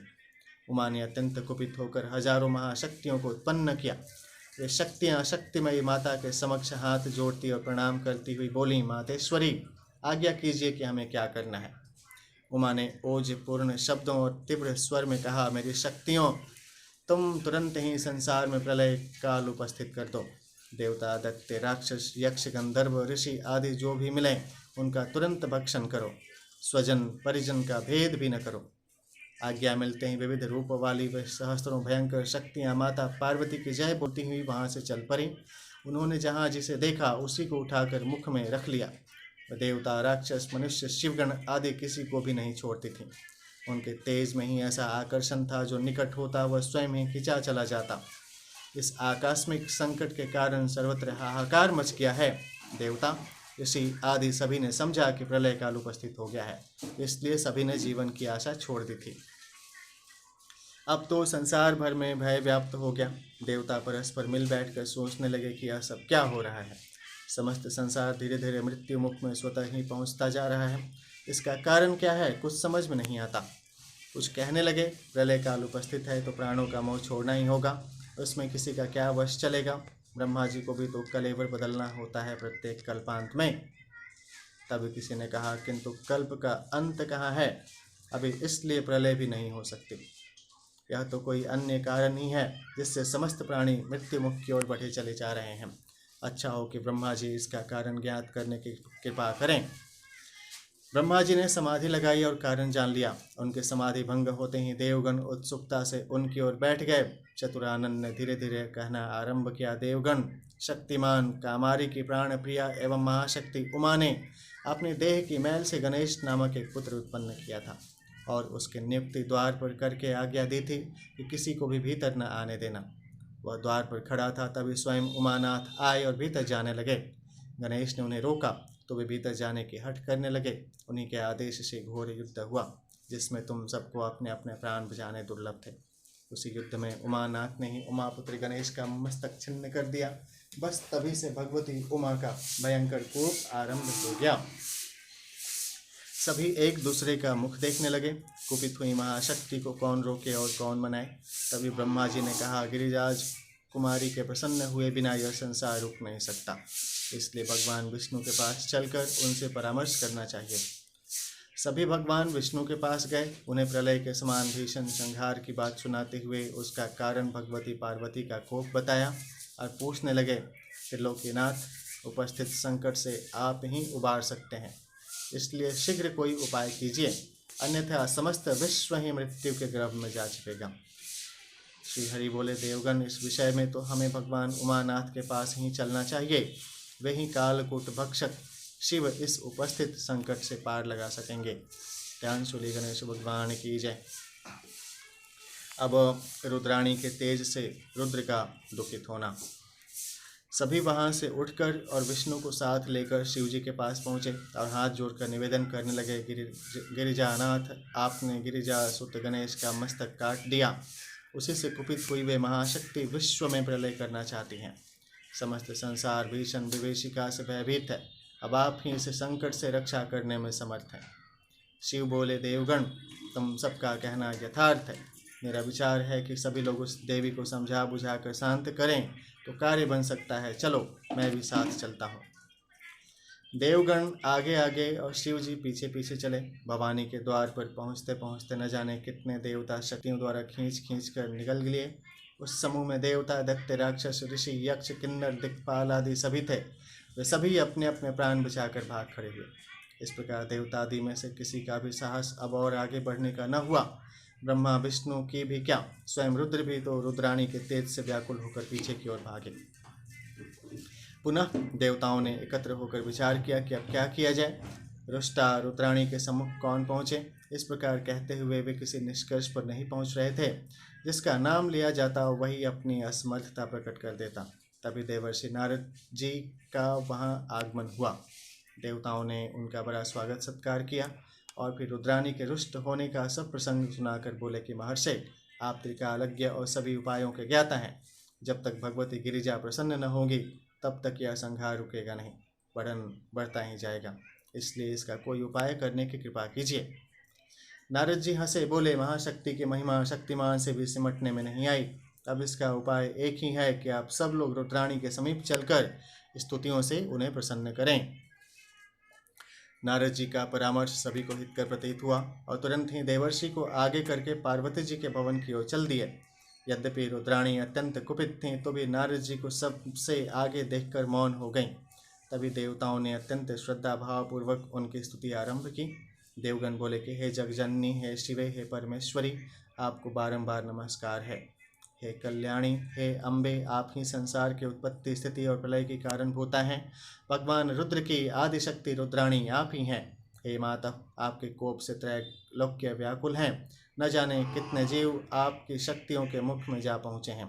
बड़ा भीषण संहार हो रहा है देवर्षि। अब आप क्रोध को छोड़कर प्रसन्न हो जाइए। हे गिरिजा नंदिनी, हम सभी आपके चरणों में प्रणाम करते हैं। इस प्रकार बारंबार प्रणाम करने और अनेक प्रकार से स्तवन करने पर भी जगदम्बा का क्रोध शांत न हुआ, वरन वे मौन रहती हुई भी उन सबको क्रोधपूर्ण नेत्रों से देखने लगीं। उन नेत्रों से चिंगारियां निकल रही थीं। देवगण भय के कारण नेत्र झुकाकर पीछे हट गए। ध्यान शूली गणेश भगवान की जय। अब नारद जी द्वारा शिवा का स्तवन करना। यह देखकर नारद जी के साथ समस्त ऋषिगण आगे हुए और उन्होंने भगवती के चरणों में प्रणाम कर स्तवन आरंभ किया। देवी, सभी प्राणियों का संहार समुपस्थित है।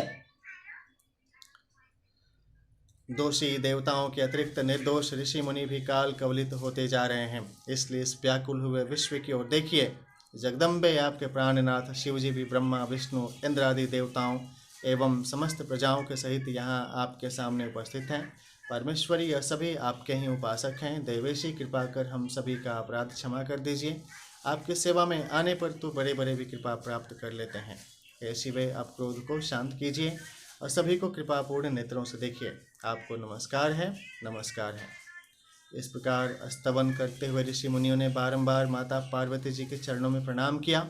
उनके इस प्रकार की प्रार्थना से धीरे धीरे उनका क्रोध दूर होने लगा तथा वे द्रवीभूत होती हुई उन ऋषियों से कहने लगीं, मत्पुत्रो यदि जीवेत तदा संगरणं नहिं, यदा यथा हि भवतां मध्ये पूज्यो अयं च भविष्यतिं, सर्वाध्यक्षो भवेदद्यं यूयं कुरुत तद्यतिं, तदा शांतिर्भवेल्लोक्यं नान्यथां सुखमापश्यथम्। हे ऋषिगण, मैं तुम्हारे कष्टों को समझ रही हूँ, किंतु मेरे अकेले पुत्र को मारकर उसके साथ अन्याय किया गया है। यदि मेरा वह पुत्र जीवित हो जाए और तुम सब उसे अपना पूज्य मान लो तो यह संकट दूर हो सकता है। यदि उसे सर्वाध्यक्ष का पद दिया जाए तभी लोक में शांति होगी, अन्यथा कहीं कोई भी सुखी नहीं हो सकता। ऋषियों ने जगदम्बा को पुनः प्रणाम किया और बोले, दयामयी, आपने लोक रक्षा के लिए सरल उपाय बता दिया है। आपका कथन उचित ही है, इसे हम देवताओं को बताए देते हैं। ऐसा निवेदन कर ऋषिगण देवताओं के पास पहुँचे और माता की इच्छा उन्हें बता दी। वे सभी उन ऋषियों के साथ लेकर भगवान शंकर के पास पहुँचे। उन्होंने उन्हें प्रणाम कर माता का संदेश सुनाया। प्रभु, जगदम्बा का कथन है कि यदि संसार को सुखी देखना है तो मेरे पुत्र को जीवित कर उसे सर्वाध्यक्ष का पद देना होगा, अन्यथा शांति संभव नहीं है। शिव जी बोले, देवगण, हमें उमा का कथन स्वीकार करना ही होगा। उसकी बात मानने से ही संसार का तथा हम सभी का कल्याण निहित है, इसलिए वह करना उचित है। देवताओं ने कहा, प्रभु, पार्वती पुत्र जीवित कैसे हो? उसका तो मुख्य विक्षत विक्षत हो गया है, इसलिए अब आप ही इस विषय में कुछ उचित उपाय कीजिए। ध्यान सुनिए। गणेश भगवान की जय। अथ पंचम अध्याय। अब गजानन का पुनर्जीवन दान का वर्णन है। देवताओं की प्रार्थना पर शिव जी ने कुछ देर विचार किया और फिर बोले, देवताओं, उत्तर दिशा की ओर जाओ। मार्ग में जो भी प्राणी प्रथम दिखाई दे उसी का सिर काट कर लाओ और गणेश के कबंध पर जोड़ दो। पहले उस कबंध को स्वच्छ करके उसका पूजन करो और फिर काट कर लाए गए सिर को तुरंत ही कबंध पर रख दो। इस कार्य में उस समय विलंब नहीं होना चाहिए। शिव जी के आदेशानुसार देवताओं ने पार्वती तनय को कबंध को भले प्रकार धोया और फिर पोंछ कर उसका पूजन किया। तदुपरांत उत्तर दिशा की ओर चल दिए। मार्ग में सर्वप्रथम एक दांत का हाथी मिला। उन्होंने उसका सिर काटा और गणेश के कबंध पर रख दिया। फिर उन्होंने शिव जी से निवेदन किया कि त्रिपुरारी, हमने शिवापुत्र के कबंध पर हाथी का मस्तक रख दिया है, अब उसे प्राण प्रदान करने का कार्य ब्रह्मा, विष्णु और आपको करना है। कबंध पर सिर रखे जाने के समाचार से सभी उपस्थित जन प्रसन्न हो उठे। फिर समस्त देवताओं ने शिव जी के चरणों में प्रणाम करके निवेदन किया, जगदीश्वर, आपके जिस दिव्य तेज से हम उत्पन्न हुए हैं, वही तेज वेद मंत्रों द्वारा इस बालक में प्रविष्ट हो, ऐसी कृपा कीजिए। शिव जी ने स्वीकारोक्ति की तथा समस्त देवताओं ने वेद मंत्रों के द्वारा जल को अभिमंत्रित कर उससे बालक को अभिसिंचित किया। उस जल का स्पर्श पाते ही बालक में चेतना लौटने लगी और वह कुछ ही क्षणों में जीवित हो गया। जैसे कोई व्यक्ति सोते से जाग जाता है, वैसे ही उसने नेत्र खोल दिए। अब उस अत्यंत सुंदर बालक का मुख हाथी के समान हो गया। शरीर का वर्ण लाल था तथा मुखमंडल पर अत्यंत उल्लास दिखाई देता था। उसकी आकृति कमनीय थी। इस प्रकार शिवापुत्र को पुनर्जीवित हुआ देखकर समस्त देवता और शिवगण अत्यंत प्रसन्न हो गए रहे थे। सभी को विश्वास हो गया कि अब विश्व का संकट दूर हो जाएगा। ध्यान सुनिए। गणेश भगवान की जय। कुछ देवता भगवती उमा के पास दौड़े गए। उन्होंने माता के चरणों में प्रणाम कर निवेदन किया, गणेश जननी, आपका पुत्र पुनर्जीवित हो गया है, अब आप पूर्ण रूप से प्रसन्न हो जाइए। देवेशी। पुत्र का पुनर्जीवित होना सुनकर पार्वती जी उधर दौड़ पड़ी और अपने पुत्र को जीवित देखकर अत्यंत प्रसन्न हुई। उन्होंने पुत्र को दोनों हाथों से पकड़कर अपनी गोद में लिया और हृदय से चिपका लिया। उधर भगवान शिव भी अत्यंत प्रसन्न हो रहे थे। हर्षातिरेक के कारण उनके नेत्र मूंदे जा रहे थे। अब ध्यान सुनिए। गणेश भगवान की जय।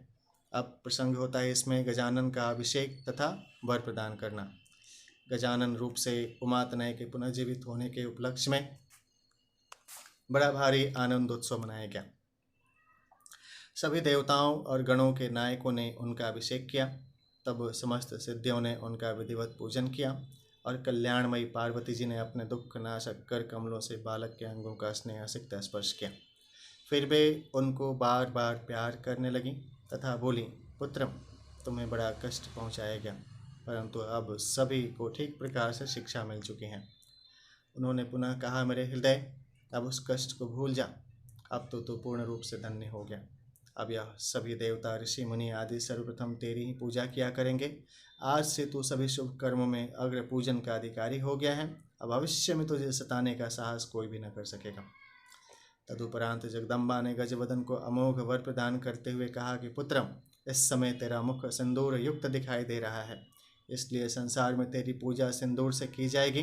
पुष्प, चंदन, गंध, नैवेद्य, निराजन, तांबूल, दान एवं नमस्कार आदि के द्वारा तेरा पूजन करने वालों को समस्त सिद्धियां प्राप्त होंगी और समस्त विघ्नों का निस्संदेह ही शमन हो जाएगा। फिर भगवती ने उसे अनेक प्रकार की वस्तुएं प्रदान कर सम्मानित किया। तब निर्भय निश्चिंत हुए देवता उन पार्वती पुत्र को भगवान शंकर के पास ले गए और उनके अंक यानी गोद में बिठा दिया। शिव जी ने उनके मस्तक पर वरद हस्त रखते हुए कहा कि यह मेरा द्वितीय पुत्र है। तब गजानन ने भी गोद से उठकर अपने पिता भगवान शंकर के चरण कमलों में श्रद्धा सहित प्रणाम किया। फिर अपनी माता को प्रणाम कर ब्रह्मा विष्णु आदि देवताओं और नारद आदि ऋषियों का अभिवादन किया और बोले, यद्यपि अभिमान करना तो स्वाभाविक है, फिर भी मुझसे अहंकारवश जो अपराध हुआ हो उसे आप सब क्षमा कर दें। तब ब्रह्मा विष्णु और शिव तीनों देवताओं ने हर्षित होकर गजानन को इस प्रकार वर दिया। त्रैलोक्ये सुरवराः यथां पूज्या जगतत्रयं तथा यं गणनाथश्चं सकलः प्रतिपूज्यताम्। हे देवगण, जैसे त्रैलोक्य में हम तीनों देवता पूजे जाते हैं, वैसे ही तुम इन गणानाथ का भी पूजन करना। मनुष्यों का भी कर्तव्य है कि वे इन्हीं का पूजन सर्वप्रथम किया करें। हमारा पूजन इनका पूजन करके ही करें। यदि कोई इनका पूजन पहले न करके हमारा करेगा तो उसके पूजन का फल नहीं होगा। त्रिदेवों की घोषणा सुनकर सभी को बड़ा आनंद हुआ। तभी महिमामयी महाशक्ति उमा की प्रसन्नता के लिए त्रिदेवों और सभी देवताओं ने गणेश्वर को सर्वाध्यक्ष की उपाधि से विभूषित किया। तदुपरांत उमापति भगवान शिव ने गजानन को सदैव सुखी करने वाले अनेक वर दिए। नीलकंठ बोले, गिरिजा सुवन हे पुत्र, मैं तुमसे अत्यंत प्रसन्न हूँ, इसलिए अब तुम समस्त विश्व को ही प्रसन्न हुआ समझो, क्योंकि मेरी प्रसन्नता में विश्व की प्रसन्नता और मेरे रोष में संसार का रोष निहित है। अब कोई भी देवता, दैत्य, यक्ष, किन्नर, उरग, मनुष्य आदि तुम्हारे विरोध का साहस नहीं कर सकता। तुम महाशक्ति के पुत्र हो, इसलिए स्वयं भी अत्यंत तेजस्वी हो। तुमने युद्ध में महापराक्रम प्रदर्शित करके स्पष्ट कर दिया है कि तुम्हारा सामना कोई भी नहीं कर सकता। विघ्नों के नाश में तुम सर्वश्रेष्ठ होगे। सभी के पूज्य होने के कारण मैं तुम्हें अपने समस्त गणों का अध्यक्ष बनाता हूँ।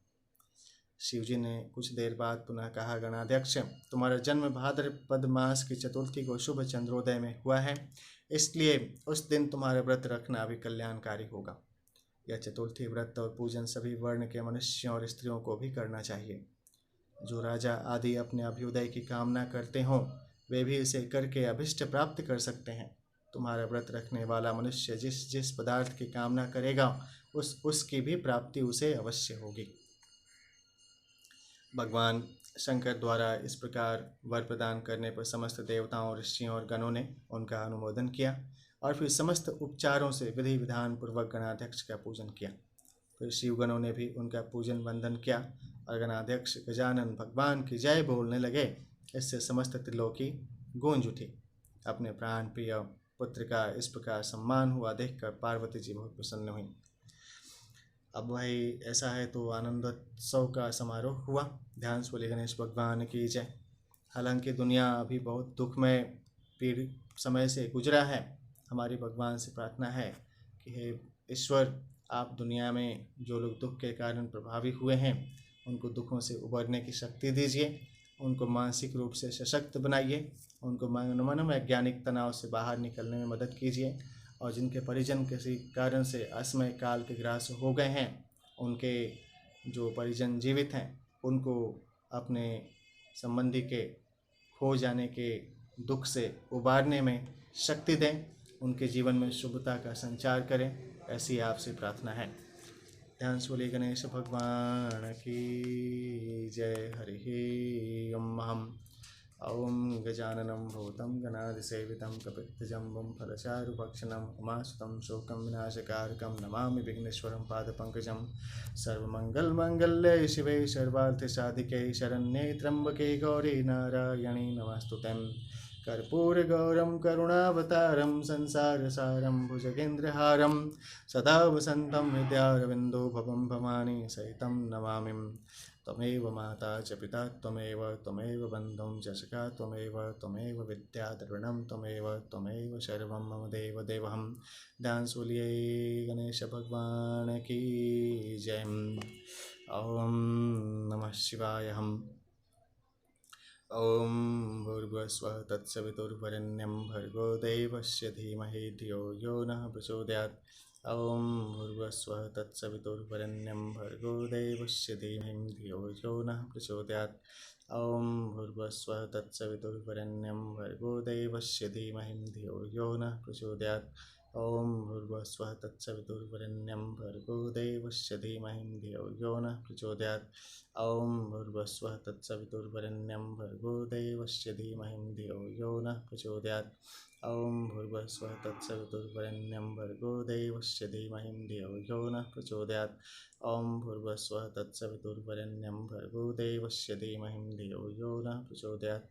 ओम भूर्भुवस्वः तत्सवितुर्वरेण्यं भर्गो देवस्य धीमहि धियो यो नः प्रचोदयात्। ओम भूर्भुवस्वः तत्सवितुर्वरेण्यं भर्गो देवस्य धीमहि धियो यो नः प्रचोदयात्। ओम भूर्भुवस्वः तत्सवितुर्वरेण्यं भर्गो देवस्य धीमहि धियो यो नः प्रचोदयात्। ओम भूर्भुवस्वः तत्सवितुर्वरेण्यं भर्गो देवस्य धीमहि धियो यो नः प्रचोदयात्। ध्यान सुली गणेश भगवान की जय।